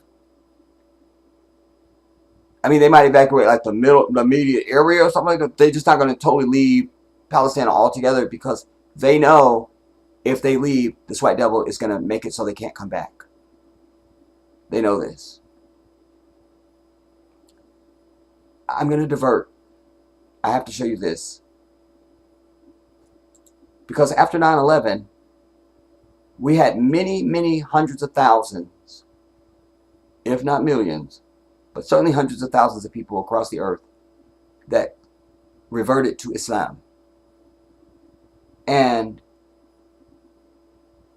what's the name of that? Oh, Allahu Akbar, Allah. Many of them, many thousands, just thought, well, wait a minute. What is this Islam stuff they're talking about? You know. And they were just over it. So they went about educating themselves. There's going to be an interruption on this. I'm going to show it to you because actually this is a video I produced for you for this. But I'm going to show you the main portion, why I was bringing the video. And then I'm killing two birds with one stone. But people went and studied on their own because they wanted to know, like, what is this? And they became Muslim. And we're seeing that happen yet again. So here is something that I have produced for you to share with you on that. And hopefully I'm not talking in it in this part that I've just queued up. We'll find out. Let's bring you in.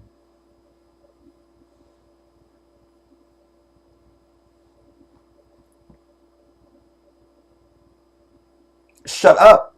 Switch over. Haha. Hear this now. I want to preface this by saying that I'm not Muslim, I'm Jewish. I've noticed something, and I'm sure a lot of Muslims have also noticed this, that through, this entire thing with Palestine, so many more people are learning about Islam, and so many more people are reading the Quran. I've read the Quran. I love the Quran. I think it's a beautiful piece of text. I think that it's wonderful, and it has so much incredible history in it, just like so many different spiritual texts and religious texts, but like it just makes me laugh. Y'all are about to get a lot of converts. Y'all call them reverts though, right? Yeah, we do.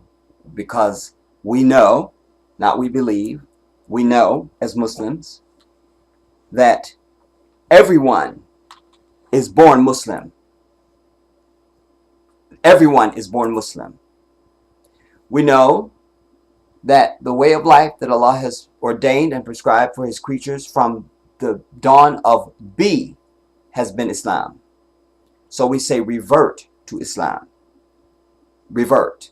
Not, well, we all born in sin. Take your ass down the street, take your shit. You see. So I'll just go back and go on. But I thought it interesting that she was struck by that. She paid attention. Notice this, that through, this entire thing with Palestine, so many more people are learning about Islam, and so many more people are reading the Quran.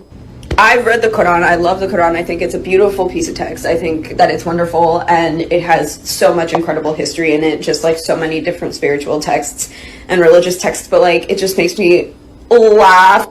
Y'all are about to get a lot of converts. Y'all call them reverts though, right? That's really interesting. Like reverting to Islam. That's really interesting. That's an interesting concept to me. You're gonna have a lot of people turning to Islam soon. I've seen people be like, wow, this is really interesting. Honey, you're next. Percent feel comfortable saying that what's happening now to the Palestinian people is another Holocaust. And they're still saying, Alhamdulillah. Muslim Palestinians still seeing them say Allah is all-knowing. The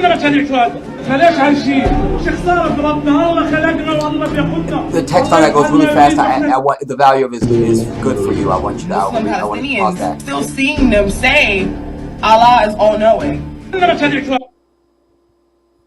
All of us will participate in martyrdom, the brother is saying. Why do we live? It's worth it. Allah creates us and Allah will take us. Allah will do as He wishes. And we are, alhamdulillah, patient.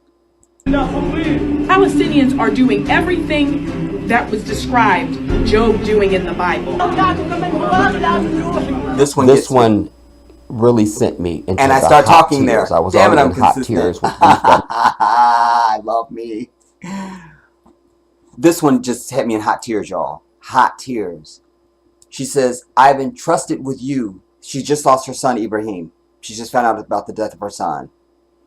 And she's saying to Allah, I've entrusted with you that who is more precious than my own soul. Allahu Akbar. It's all over me. Alright, shut up, Jedi. And I think I said shut up and then I started it over. Alright, we're just going to start here. Right. I've not seen any footage Allahu of Akbar.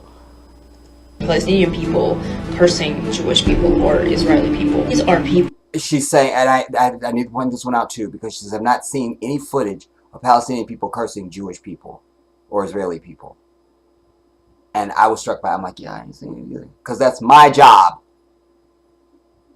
Jewish people or Israeli people. These are people of God.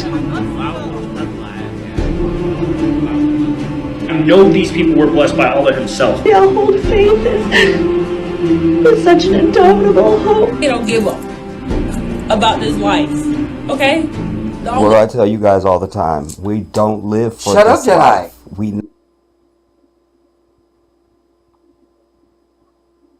I've not seen any footage of Palestinian people cursing Jewish people or Israeli people. These are people of God. I know these people were blessed by Allah Himself. They all hold faith with such an indomitable hope. They don't give up about this life, okay? The only thing these people fear is Allah. That's it. If this is the campaign to get nations to be Islamic, it's doing it. I've been shocked to my core at the faith Muslim people have. What is happening in Palestine has opened my eyes to the beauty of Islam. That's something that people don't get to see often. Definitely not here in the West. Into the Bible, asking logical questions were not allowed.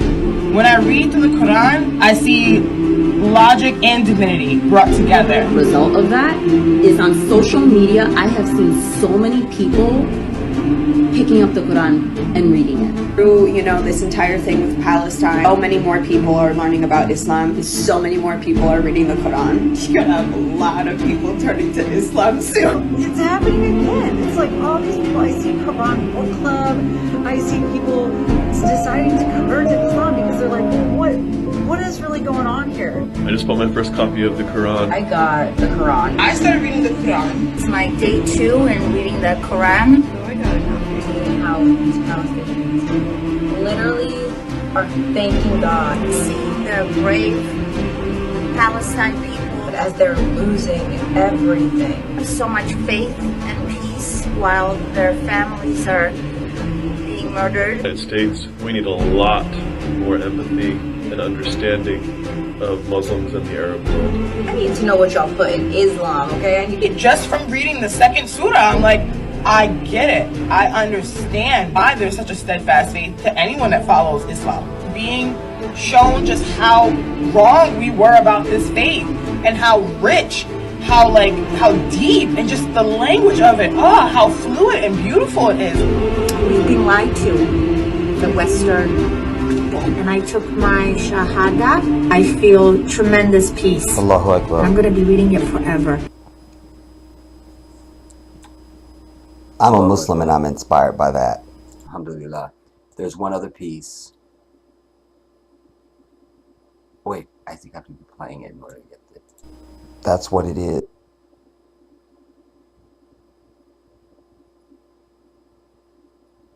Yeah. This sister right here.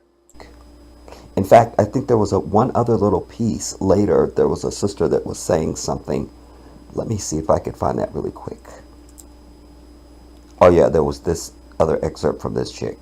Well, earlier today I made a video saying how impressed I was with Palestinian faith because it just seems that Palestinians have this ironclad faith even in the face of losing quite literally everything. And people were commenting underneath saying, well, yeah, girl, that's Islam. Have you read the Quran? You should probably read the Quran. And I have time. And I was also curious as to how, even in facing genocide, is Palestinian faith so strong? And so I decided to go on Scribd to see if there was an audiobook version of the Quran. There is. And so I started listening. Straight off the bat, what I'm a fan of. There is no introduction. I even thought that I accidentally skipped over something, because it gets straight to it. Like, there is no once upon a time. There is no in the beginning. There is none of that. It was like, all right, if you do this, then this happens. If you do this, like, it gets straight into it. And by the way, if you are Muslim, I hope I'm not being disrespectful. This is just my experience in reading the Quran for the first time. I'm on like chapter 4 of like 117, but I found some things very interesting. Like, first it said oppression is worse than murder, and I was like, that's a word. And then it was saying it was talking about divorce, and I didn't know divorce was allowed. Divorce is allowed in the Islamic religion, or Islam religion. And it was saying how if you're a woman and you get divorced, you have to wait 3 periods. I don't know how long a period is, but you have to wait 3 periods, and then you're okay to remarry, girl. Like, go find your husband. And it was saying if you're a dude and you divorce your wife and you haven't touched her yet, but you promised her a dowry, you still got to pay half that shit. I was like, feminism. And then there was a part in there that I was surprised about. I don't know why I thought it was going to be like the Christian religion where if somebody slaps you, you got to offer your other cheek and everything, because that always bothered me. Like, I'm like, if somebody slaps me, I should be able to slap them back. In the Quran, it says if somebody fights you, you fight them back. Like, if whatever they do to you, you do to them. And I was like, absolutely. So far, it's been a time. She cracked me up. Oh my God. There was something to expound upon.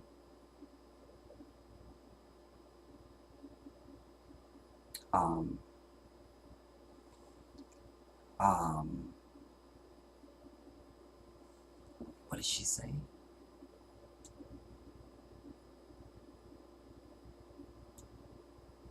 So that was saying something. Let me see if I could find that really quick. Oh yeah, there was this other excerpt from this chick. Well, earlier today I made a video saying how impressed I was with Palestinian faith, because it just seems that Palestinians have this ironclad faith, even in the face of losing quite literally everything. And people were commenting underneath saying, well, yeah, girl, that's Islam. Have you read the Quran? You should probably read the Quran. And I have time. And I was also curious as to how, even in facing genocide, is Palestinian faith so strong? And so I decided to go on Scribd to see if there was an audiobook version of the Quran. There is. And so I started listening. Straight off the bat, what I'm a fan of. There is no introduction. I even thought that I accidentally skipped over something, because it gets straight to it. Like, there is no once upon a time. There is no in the beginning. There is none of that. It was like, all right, if you do this, then this happens. If you do this, like, it gets straight into it. And by the way, if you are Muslim, I hope I'm not being disrespectful. This is just my experience in reading the Quran for the first time. I'm on like chapter 4 of like 117, but I found some things very interesting. Like, first it said oppression is worse than murder. Oh, subhanAllah. And I was like, that's all right. Yes. Oppression is worse than murder. I knew there was something she said. I'm like, there was something I meant to expound upon for you. And that was what I wanted to expound upon. Yes, oppression is worse than murder, Allah has said to man, you know. And so we essentially are dead, you know, in the eyes of Allah. We're being murdered every day since before 1619 for us here in this nation, you know.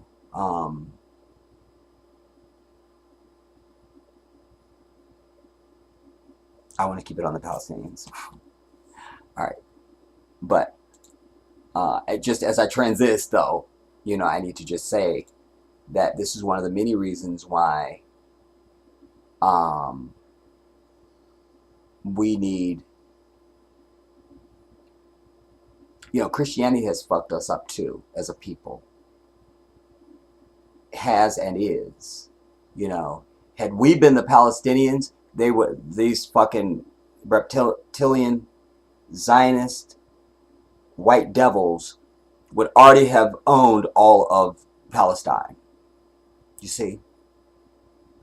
But alhamdulillah, they are Muslim.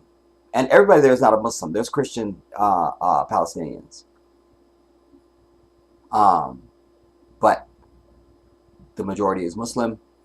And I would even add the Christians, because the Christians, American Christians are the most unique Christians, and the most ignorant.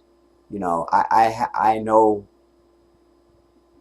Arab Christians. There's one guy that used to do my carpets. His name is George, and he greets me salam alaikum. And he is an Arab Christian. But their name that they call the divine is Allah.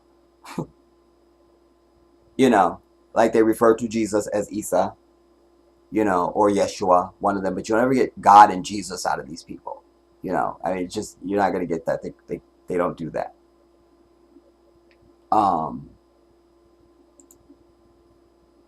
This goes to, and I shared this with Nelda last evening.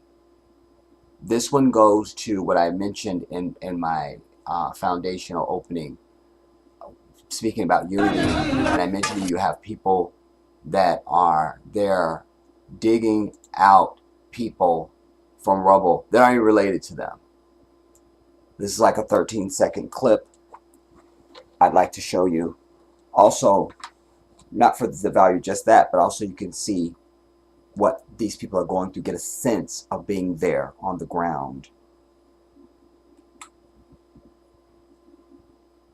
And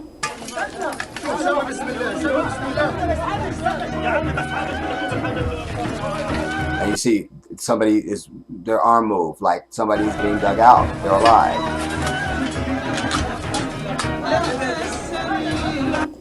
I'll just play it again. Oops. Wait, no. What was it? Damn it.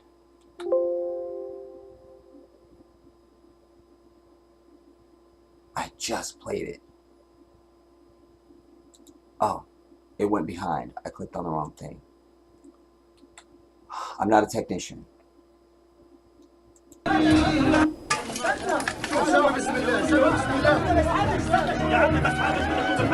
for some reason this player now just shrinks after it plays. If I don't shrink it, you shouldn't shrink. I'm in command here. Don't do stuff I ain't asked you to do. But look, and it's a child.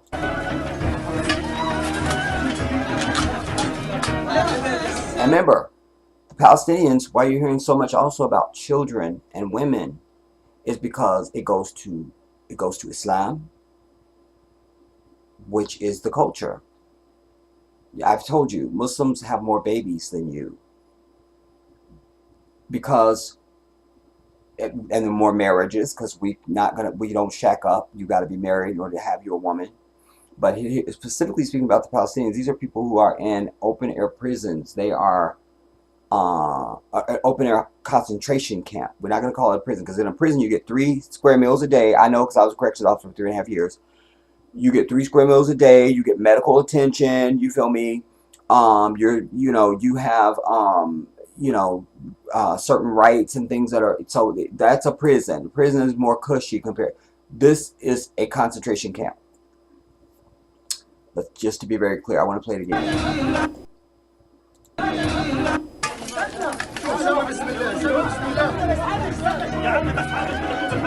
Oh, and so they have more children because, which is another threat to the white devil Zionists, because remember, white people can't produce themselves at the same rate as certainly African people, but Arabs either. Like black men, then the Arab and the Latino, probably after us, are the most virile, the most potent, you know, more likely you're going to have some babies if we shoot you. You feel me? And so, such is the case with them. And then you add diet and all that stuff to that. I mean, you know, and natural food and, you know, but so they have children because they also understand they have to keep their population up, you know, and it's also part of their culture to carry their name, you know, and all that kind of stuff. So this is why you have so many thousands of children that we're hearing about being murdered, but also it's akin to what I've said to you about our mother continent. You know, most of the continent of Africa is under the age of 30. It's a very young continent, very young. Everybody they dealt with was a 3-year-old. You know, you go to like a little market down the street or something like that. You go in there and there's like a kid right there. That's who runs it. That's the dude. That's the dude. You feel me? I mean, you know, I saw construction workers, and I mean, I saw young people doing stuff that we would be like, you ain't old enough yet. Samba and I were at our brother Suleiman's compound one day. We went there to have a tie and to just sit with the brother. And Samba's car had gotten a flat tire. There was like a 9-year-old kid out there changing the tire, dude. Wallahi. I mean, you know, so I just wanted to give you context on that. You know, that there's so many children. And then, of course, women. And also why this white devil is going after women and children, because that's what these young ones are going to grow up and kill your ass, inshallah, and want revenge on you. And the women are the ones going to pump that out. You see? So they're killing women and children, women and children, women and children. You know? Man. Yeah, we're back to the story of Pharaoh, you know, in the Christian scripture. I mean, it's on purpose. Damn it. Some of this I'm just censoring. Or maybe I won't censor it because I could always put an 18 and over on this after we're live. I may do that. Because there's some things that just you need to see. And that I don't think are that bad any damn way. You know. This is a clip. Someone is riding a bicycle through Gaza.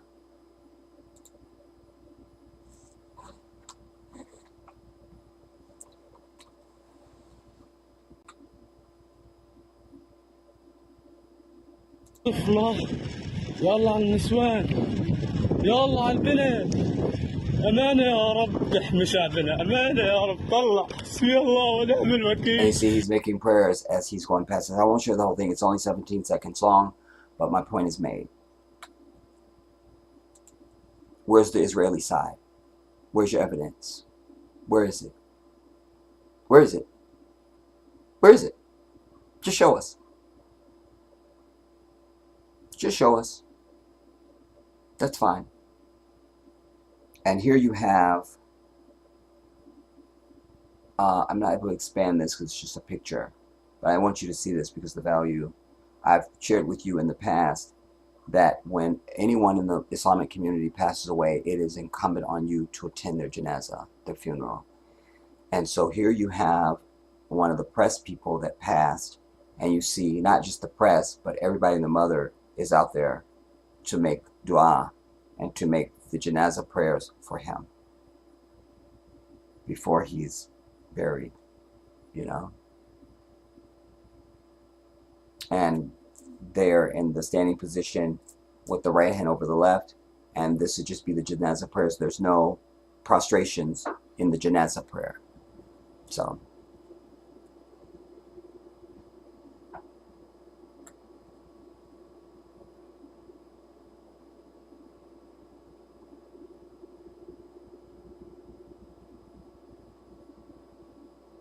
this one's another quick video. You've got literally hundreds of people standing in line, just trying to get bread.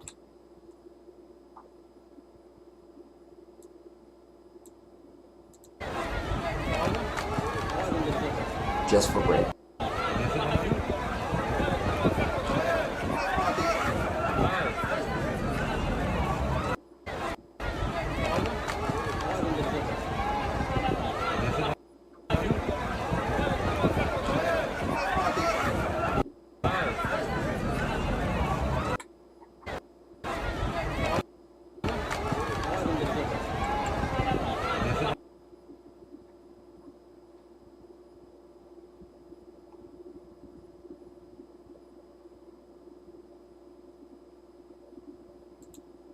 We have to see what is happening to them.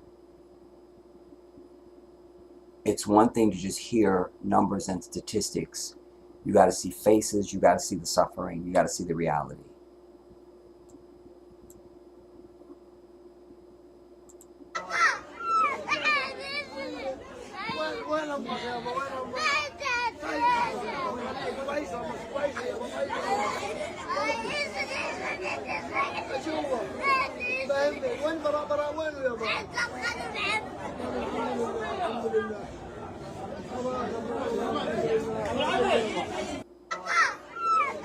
The anguish, man. And I want to say this to you, this is valuable. You know, I speak for myself, and I speak for many. I speak for the entire. I speak for the entire Muslim world. All 1.9 billion of us. When I say this next thing to you, they are an example for us, even because wherever we live or are across the earth, you know, the things that Allah has said to us and foretold, not just in the Quran, but through the Prophet Muhammad sallallahu alaihi wasallam, about testing us and the things we would go through. This is right in that line of prophecy and instruction, that everything about your iman, your faith, and your steadfastness to Allah is tested. And every Muslim seeing these people prays that we will be that steadfast and strong and remember Allah and trust Him even still in the worst condition that you can imagine. So it's very inspirational for Muslims across the earth. I can tell you that. I can tell you that. That I can tell you. You know, even you know, there's a song by Mary Mary that I like, where they allude to this principle of trusting God, you know, through everything. Shackles. Their opening lyric. In the corners of my mind, I just can't seem to find a reason to believe that I can break through, break free. But you see, I have been down for so long, felt like all hope was gone. But as I lift my hands, I understand that I should praise you through my circumstance. Take the shackles off my feet so I could dance. I just want to praise you. I'm gonna praise you. I can't sing right now. But that's what they're saying.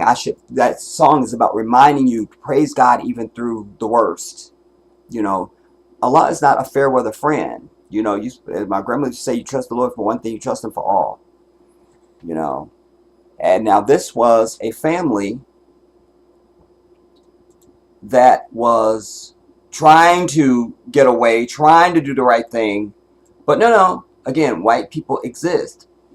So therefore, when they exist, this is what happens. Roll it. There's a family, they see the tank, they see some others, so they're like, well, we should turn around. We're a family car, I'm sure they'll let us turn around, we'll be fine. But alas,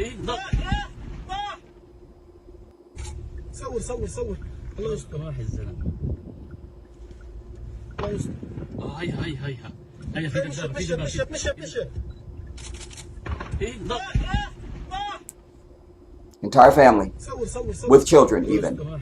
We know, we have the information of who was killed in that attack, you know. And then these white devils, every time they ask them on mainstream media, which is just another arm of this fucking Zionist shit stain in the desert, you know, well, it's Hamas, you know. So I decided from now on, I'm blaming everything on Hamas. Yeah. I was almost late for my dental appointment. When did I go to the dentist? Friday before last. I went to the dentist. I had a tooth pulled back here.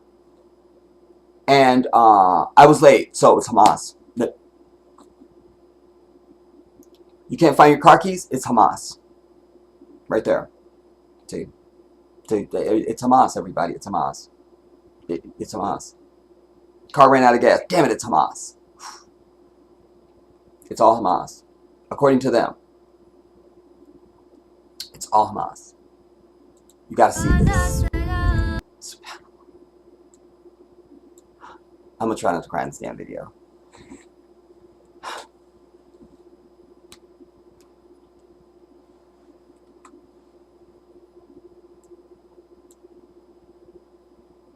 This little kid, these kids just out trying to play. This is the reaction to the airstrike. And you can hear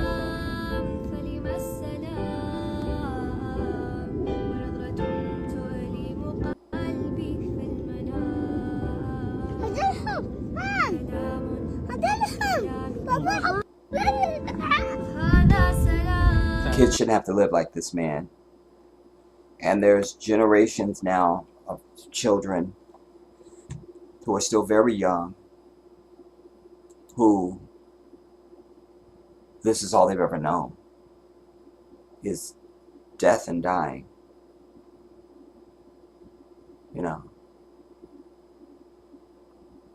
I curse the existence of white people. I curse it. And in this hour, I curse any and everybody that lives in that shit stain in the desert called Israel.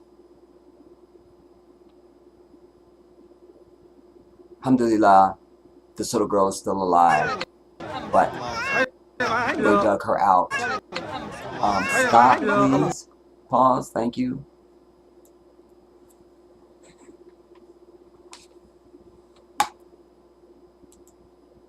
I think it's a little girl. It's a little girl because they're not ambiguous like in fucking America. You know little boys from little girls everywhere else on earth except for this place. Let's be very clear. That's how this is.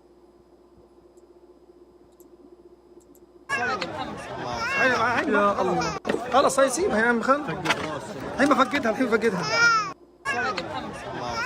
يا الله خلص هي سيبها يا عم خلف هي ما فكتها الحين يا الله خلص هي سيبها يا عم خلف هي ما فكتها. Wait, these are not my bookmarks. That's why when I find this stuff, I'm like, this ain't the stuff I had prepared, but this, I'll show you this. Okay, let me show you my stuff. Feel me? Again, this breaks your heart. And like us, Arabs have some of the cutest babies. Have some of the cutest babies, man. The cutest kids, man. Just the cutest. White folks just don't got cute babies. They just don't. And they know it. They know it. They've acknowledged that many decades ago. Look at the princess. Hi, mommy.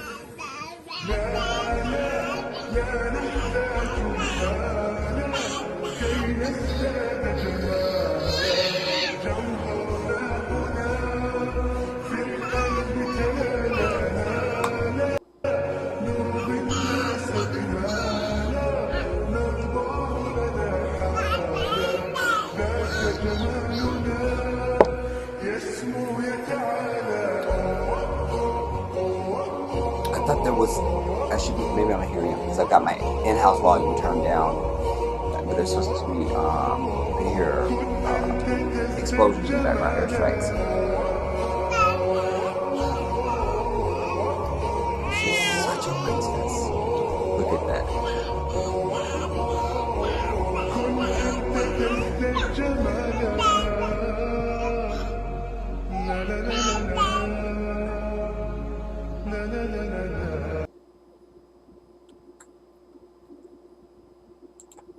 Okay.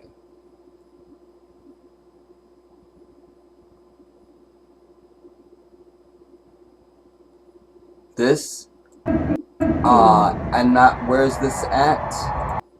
In Washington, D.C., just so you could understand. That one that I showed you earlier, I still didn't see what country that was in. But this is from right here in the good old US of A.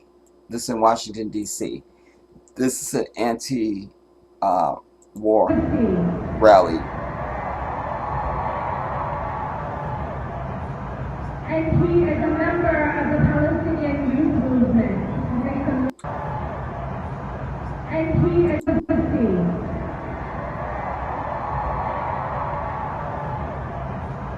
And he is a member of the Palestinian youth movement. Make some Pussy.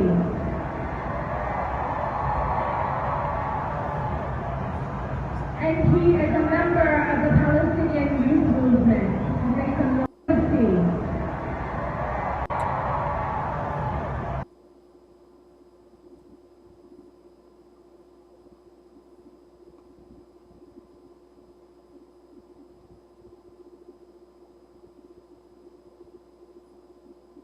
Oh, no, that's not it. Okay, this, we'll just take a break because I mentioned it. So I'm going to show you, only because I mentioned it. No, because I need to take a break, y'all. I need to use the restroom. So this is long enough for me to do that. So that's the reason why I'm showing this, but also because I mentioned it. I told you about these girls in Arkansas that were just, they need to take the bitch ass to jail. See this. Take your shit. Because what got me was, it said that they had told the parents something different. You know, like as if the police had beat them up and none of it was true. And oh, and I can take me out so you'll see the whole thing. Don't need for my square to be up there. Anyways, none of it was true. And so they felt the need to release the entire body cam footage and, you know, show what really happened. And it's, you know, what kills me is, just watch the clip, y'all, because I really want to stay focused on our mission. But I mentioned this, and so it's perfect because my bladder is saying, take your shit. So let me take me out and play this.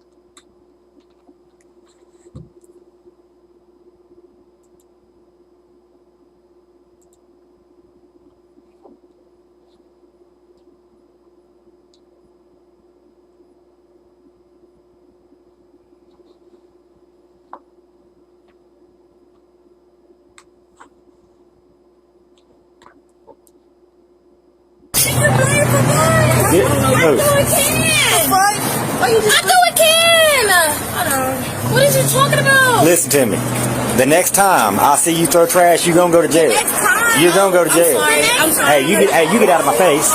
Thank you. Let her go. Hey. What the fuck is up with you? 12, I need a couple other units in the 200 block of park. I don't give a shit if you're a minor. Hey. Hey, tell her to come down to the police department and see me. My name's Lieutenant May. Hey, I don't care if you're mad. Tell her to come and see me. My name's Lieutenant May.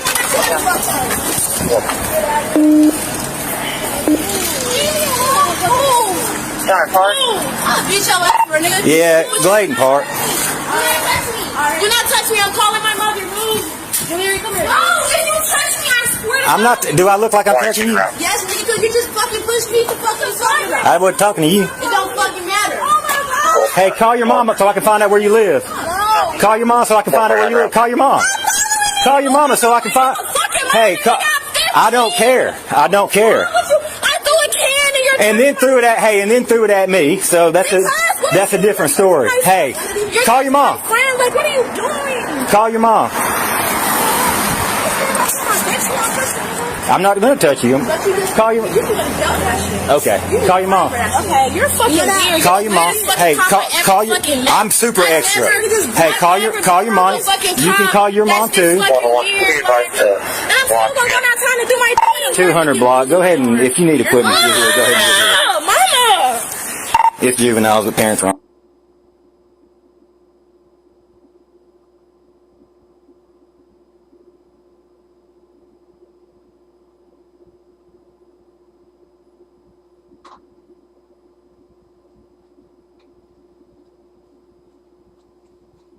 Okay, wait. That's not supposed to happen.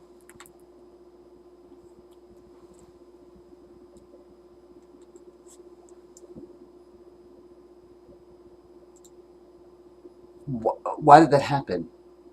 Deja vu. This happened to us one night. Something. I remember this happening. Thank God I was listening. I'm like, I know something happens as soon as I go to the bathroom. What happened?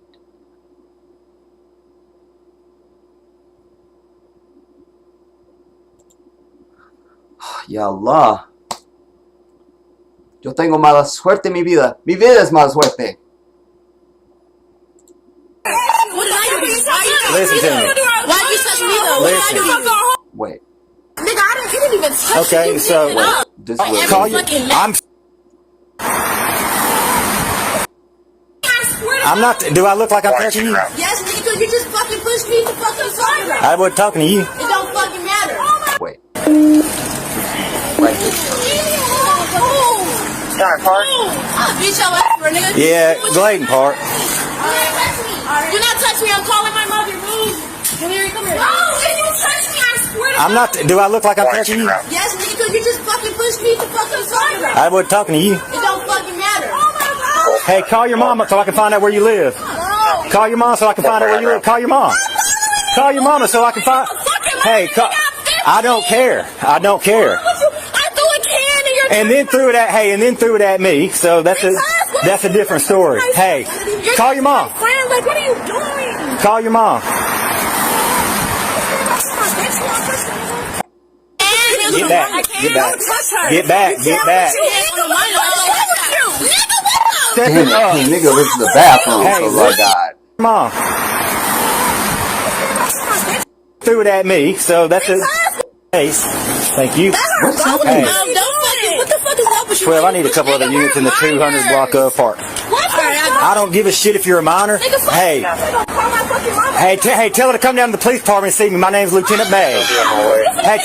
Hey, I don't care if you're mad. Tell her to come and see me. My name's Lieutenant May.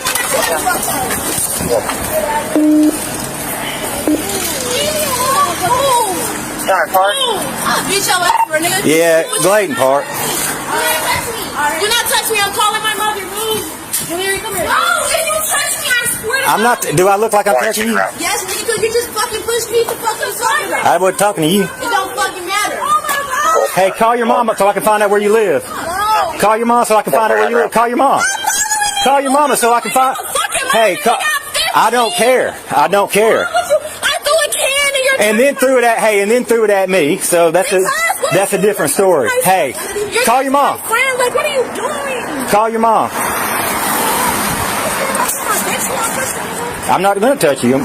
Call your. Okay. Call your mom. Okay, you're fucking weird. Call your mom. Hey, call your. I'm super extra. Hey, call your mom. You can call your mom too. And I'm still gonna go downtown and do my thing. 200 block. Go ahead and if you need equipment, go ahead and get it. Mama. It's juveniles. The parents are on the way. No, ain't nobody on the way because I don't. No, I need to talk to him. I want to talk to him. What? For throwing this at a cop. Nigga, you didn't even.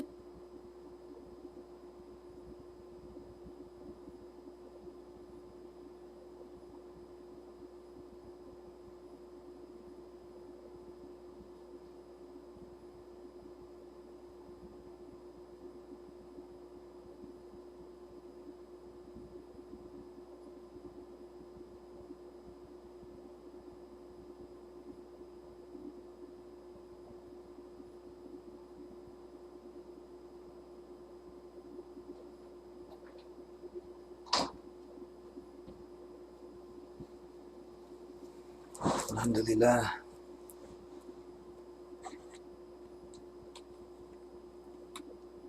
Okay, apparently it can't do anything without me babysitting it. I really didn't want to really labor over it. Hey, I don't care if you're mad. Tell her to come see me. My name's Lieutenant May. So I'll just Listen. Y'all chill out. This one in the black jacket. This is the main insurrectionist. Y'all are making. Yeah, throwing it at a cop. All of them are making. You know, listen. We want our children to not like the police. Like they have every right to fucking hate the police. That's all fine. But it's also very important to not overstep and to understand and to recognize, read the situation, know when it's not the threat. As I've been consistent to preach over the years, I've said we need to teach our children not how to yes sir and no sir. If you're driving, I've given it in the driving situation, but to learn how to use weapons. Do you understand? And so when you're pulled over and they come up, and if they are going by how you doing, you know, why I pulled you over and all that, that's fine. But as soon as they go into that lane, you got to be ready to go to that lane with them. But it's reading the situation. This is some bullshit. But that's because none of them have their ass kicked at home. You understand? No ass whoopings going on. You know, they got phones. You know, this one in the black, really, I can't see her face, so I can hate her even more. But I can feel her, so that's giving me enough. And you know, all of her let's see where we at. We right here, so it's gonna jump. They're just wrong. And to the credit of this Damon, Karen Black said that. Oh my God. In the interest of righteousness, that makes me feel better. We will acknowledge that there was no lane being gone into here. In fact, he wasn't even going to even cite them for anything. At the beginning, he was like, look, if you see you throwing something again, I'm gonna arrest you. Just, cops will say that to kids. You know, and they started the shit. So the whole escalation, all of it, is their fault. It's all on camera. Y'all are making a real, hey, don't, get out of my face, get out of my face. Did they keep coming up on him? Yeah, he could have tased them a long time ago. Had any reason to throw somebody to the ground. We've seen worse. Remember the pool incident many years ago? The kids were, and the cop threw the girl on the ground. Like, that was the main shot. And then had a gun. I mean, we've seen worse. Listen to me. Listen. Y'all chill out. You're gonna get, hey. They keep coming up on him and saying, get out my face. But you come up in his face. And when you push them back, get your hands the fuck off me. I want to kick their ass my damn self. Hey, because you can't, because you're impeding. What is this? I don't know what's happening, y'all. I don't know why this is doing that. I don't know. We're not even at, let me just see if we can get it to play to the end. If not, we'll just move on. Now this one he's called back up and everything. Because he's already called back up early. Like, okay, they starting some shit. He needs to have some more eyeballs. Listen, get back, get back. You keep saying, get back, get back. Get back, get back. Get your hands off me. Then get back, bitch. Step it up. Look, nigga, what? And they doing all this, like, I mean, no. Hey, listen. Y'all, back the fuck off of me. Get the fuck back. That's the first time he's really used profanity. She throwing her purse and everything. She about to really bring. She about to bring it. You feel me? A whole precinct about to stand on her little 6-year-old ass. I can't. A whole precinct. And she thinks I appreciate they fight. But this ain't the right setting. You understand? This is not the event. You fucked up. This is all y'all fault. This is some bullshit. And you deserve whatever you get. Get the fuck back. Do not touch her. Get back. Get back. Get back. Get back. Get back. Get back. Get back. Get back. Get back. No, you're doing too much. Stop touching But they keep coming up on him.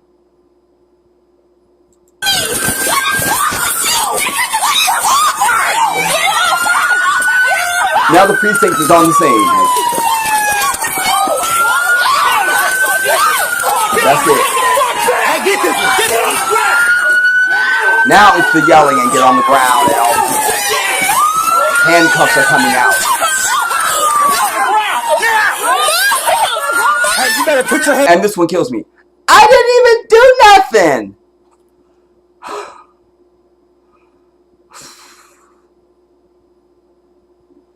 Bring me arsenic. Behind the back.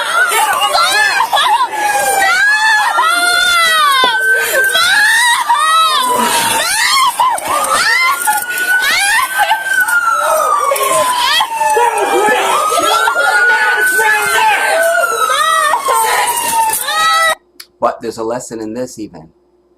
Wild horses run unbridled or their spirit dies. They've been broken. Been broken. That's why it's important to keep that unbridledness, but wisdom, so you know when you need to unleash and defend and be fearless. This wasn't it.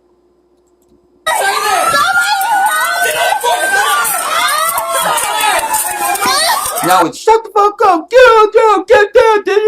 all the shit. Now you see.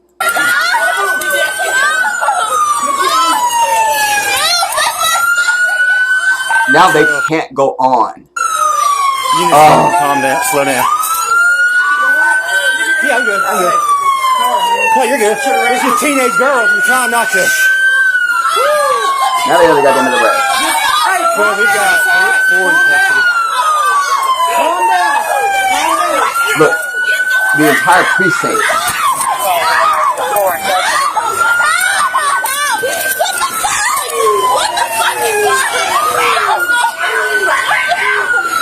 Got her? Yeah. I don't care. Now I'm 15. Bitch, you should have thought about that. Okay, I'm not trying it again. We're done. Just, they bitch has going to jail. We're good. Take your shit.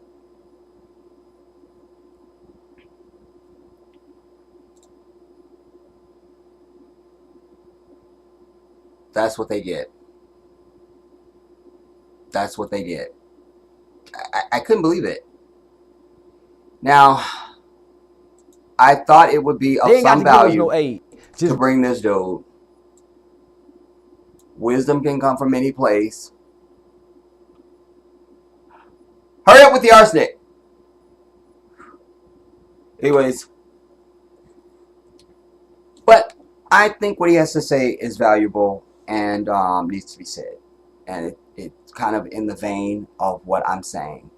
So you will recognize this brother. This is Mr. Charleston White, who was recently attacked, by the way.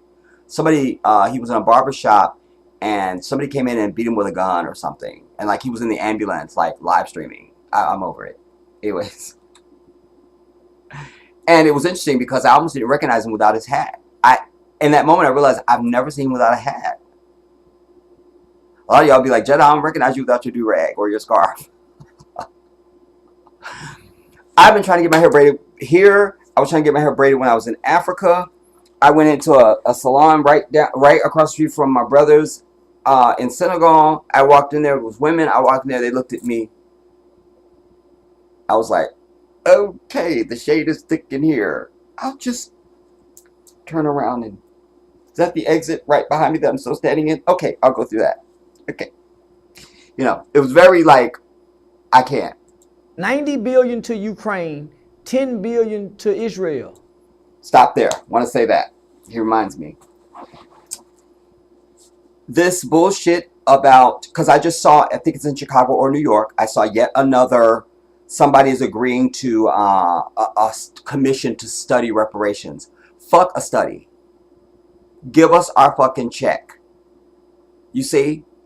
But just this, before you get to Ukraine, just the $5 billion that they send to Israel every year. So maybe you don't need to pay us all at one time.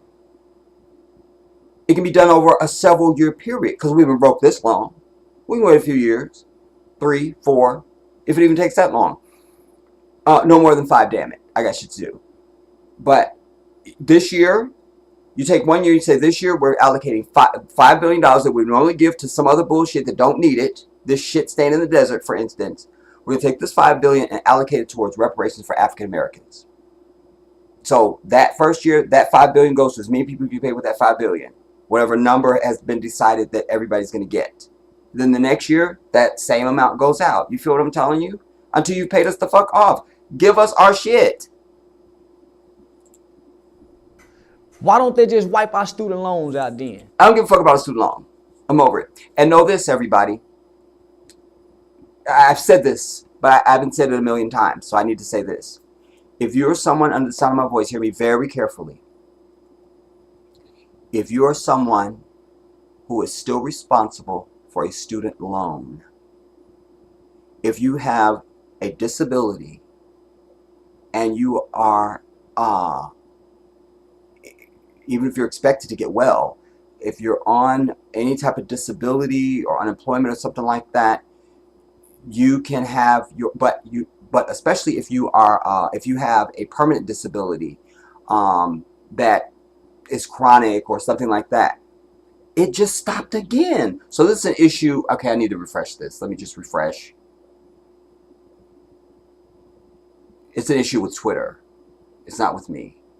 It's an issue with Twitter because it just did it again. That whole stopping on me. And let me close this other tab on Twitter.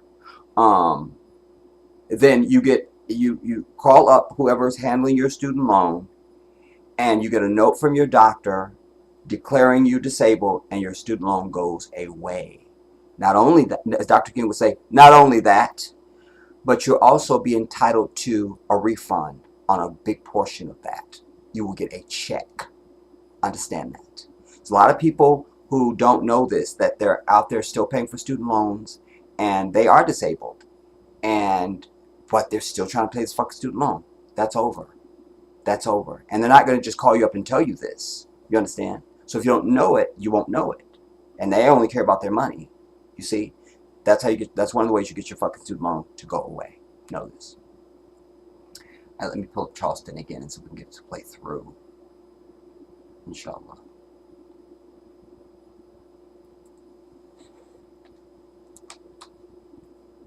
No more student loan. Fuck that. Because most people paying student loans, you're just paying the interest and the fees. You never get to the principal. You just never get to the principal. Like, when am I going to get to the principal? You're never paying it down. I'm over it.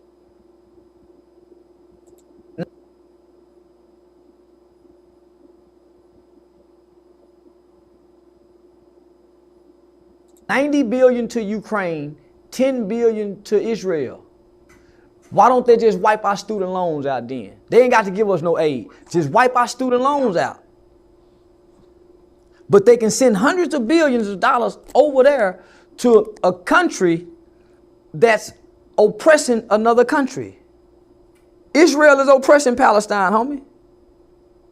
They went and took them people land.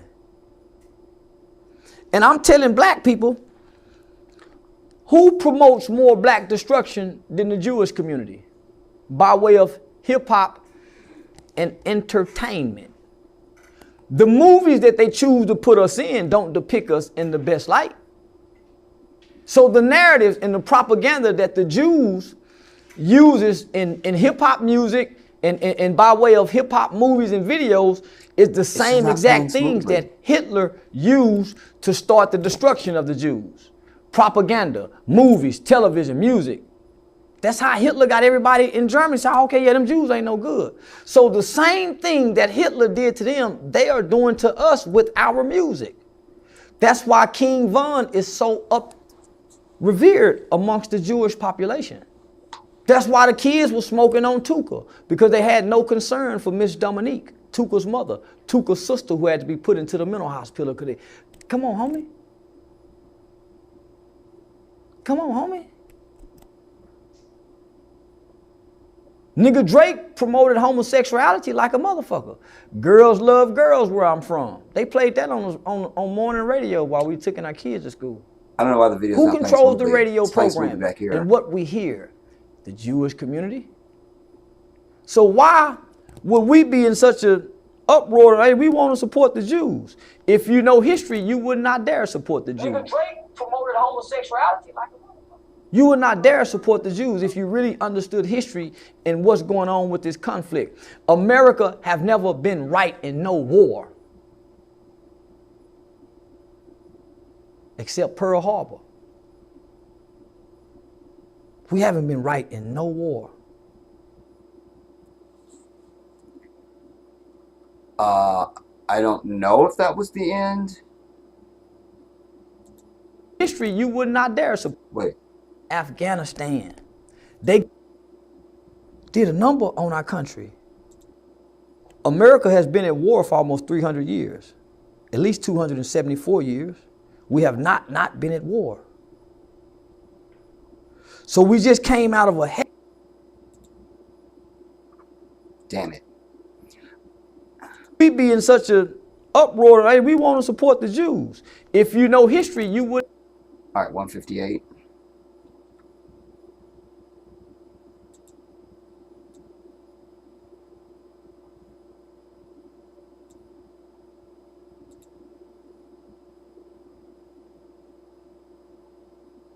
Dare support the Jews. You would not dare support the Jews if you really understood history and what's going on with this conflict. America have never been right in no war. Except Pearl Harbor. We haven't been right in no war other than Pearl Harbor. And that's because we was attacked. America has been at war for almost 300 years. At least 274 years. We have not been at war. So we just came out of a hectic war, homie. That motherfucking Iraqi war did a number on our country. Not to mention the Afghanistan war, we lost. We was ran out of Afghanistan. They gave us an ultimatum, y'all better be gone, and we ran. We left Afghanistan, homie. Not only did we run out of there with our army and soldiers, we left billions of dollars worth of military equipment that now these people got and can use against us. So now we done joined into the Russian and the Ukrainian war. They can't forgive our student loans. Think about how much money they done sent in aid just to Ukraine alone. There go our reparation. How can we have so much care and concern for people overseas? The nigga ain't got no concern for black people. Nah, homie, I stand with Palestine because I know the truth. And I don't never wanna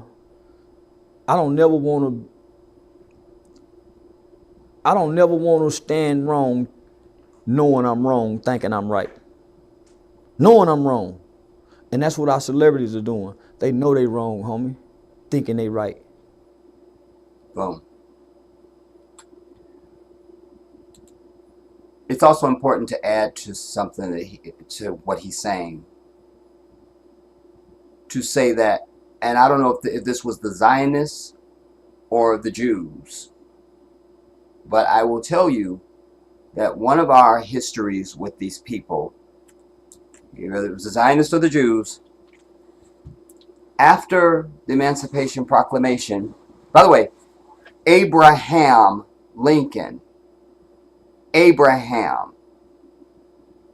probably a Zionist Jew.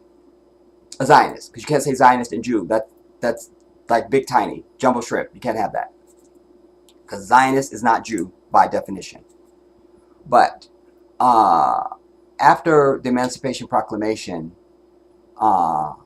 when we were in the throes of the beginning of freedom that still has not come, now, we're getting errors now, y'all. We have nothing and we need everything. So the Zionists or the Jews, one of them, attached themselves to us. They had the feed stores and the general stores and the equipment and all the shit, and they just set up shop around us as their ready-made demographic to sell their shit to. That later translated into our stores and things in our neighborhoods. Suddenly they were running everything. So they've always attached themselves to us. We've definitely been a part of their economic stability. Also, as it relates to the entertainment industry, music particularly, it's some big nose Zionist. Definitely a Zionist in this case. Because again, Orthodox Jews are not into secularism. They would not be running a music industry. You understand? And movie industries and shit. That is secular Zionists. So the Zionists then have, to this day, have set themselves up around our music personalities and our athletes.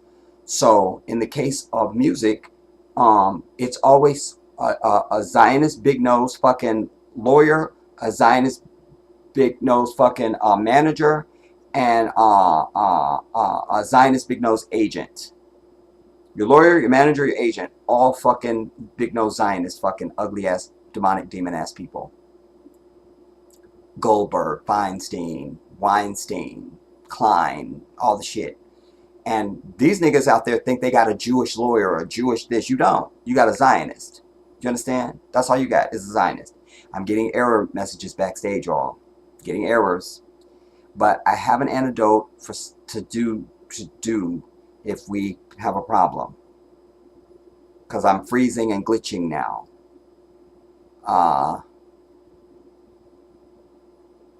We're going to see if it's just going to improve. If not, I know what to do. So they've always attached themselves to us, you know. So I wanted to add that as a caveat to something he just said there. I want to take us back now. But I think before I do, let me come to you and try and get some of these comments really quick before we completely go to hell.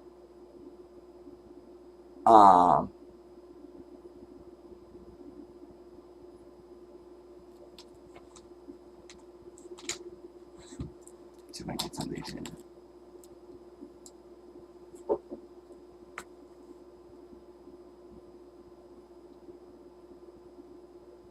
Here we go.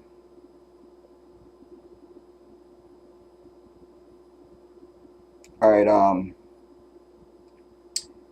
Africa King, shout out to you. Peace and blessings back at you. Black Beauty, always. A big shout out to you, Queen, always.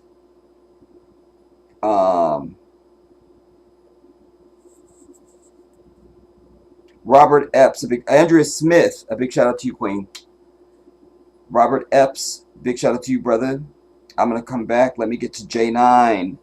A big shout out to you. You say try 1099-C to cancel student loans if you're not disabled. Ah, thank you for that piece of information, J9. We will look into that, everybody. J9 is saying try a 1099-C to try cancel student loans. So you're going to look up what is 1099-C, especially somebody with a student loan. You know somebody's got a damn student loan. And for those who don't have student loans, if you have children who, even if they aren't college age yet, you start letting their little ass know right now, no student loan. I tell my nephew, no student loan. There will be no student loans. No, damn it. Plus, there's too many scholarships and grants and stuff out there that are free that you got to look for them. But they're out there. Let me come back to Robert. Just Elijah Muhammad taught us to obey the law as long as it's not against your religion. They're talking about my bit rate and everything now. The same shit we go through. And Minister Farrakhan wrote us a whole study guide called Respect for Authority. Okay, so we're getting all the threats and stuff now. So what I'm going to do is I'm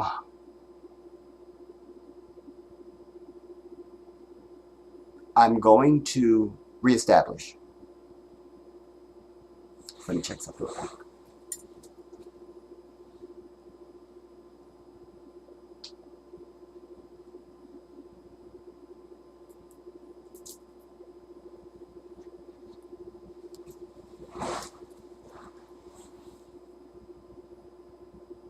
See, they're suppressing back here. It's saying 170 now. It was more than that.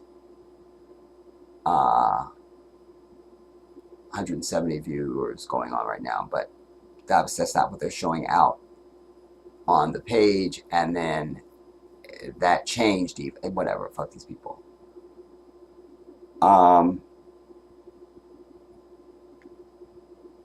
It's saying the bit rich, which is a lie.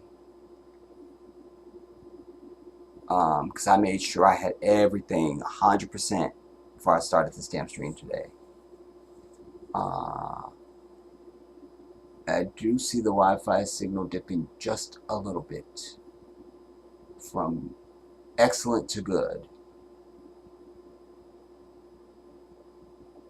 Let me see if I can get through your comment, Robert. We'll just see if it'll let me get through that at the very least. Oh, Lord.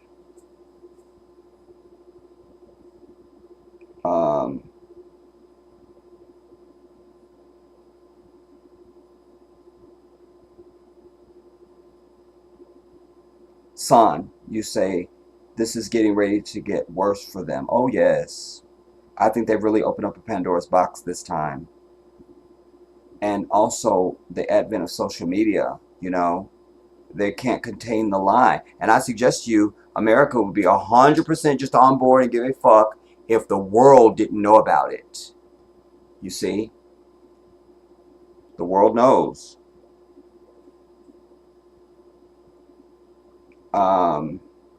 Robert, wait, did I read them? You said the Bible says pride goeth before destruction, and a hungry spirit before a fall. Israel is getting 80 billion a year. Is it 80 billion? Because I'm at 5, Robert. And we need that type of reparations that they have been getting since 1948. We need checks for years to come to totally heal for what has happened to us since 1955. And white fear is wrapped up in all of this too, everybody. Because if the Palestinians, if they leave the Palestinians alone, the Palestinians in a very quick rate, because they will get the support from the rich Arab nations, and they will become a Dubai. But white jealousy. Remember, we've had our own towns all across this bitch that were glorious and wonderful and prosperous. And here their white Neanderthal asses come. This whole fucking country. Our natives were just chilling here. And here they bitch ass come. What they bring? Disease and violence. You see? Show up on the continent of Africa. Disease and violence. The white man is the devil. And the cause of all disunity of all humanity. Period. That's the truth. That's the truth. That's the truth. Damn it. You go on. We called them in the nation of Islam the bloodsuckers of the poor, and the Jews were 75% involved with the slave trade. Again, Zionists.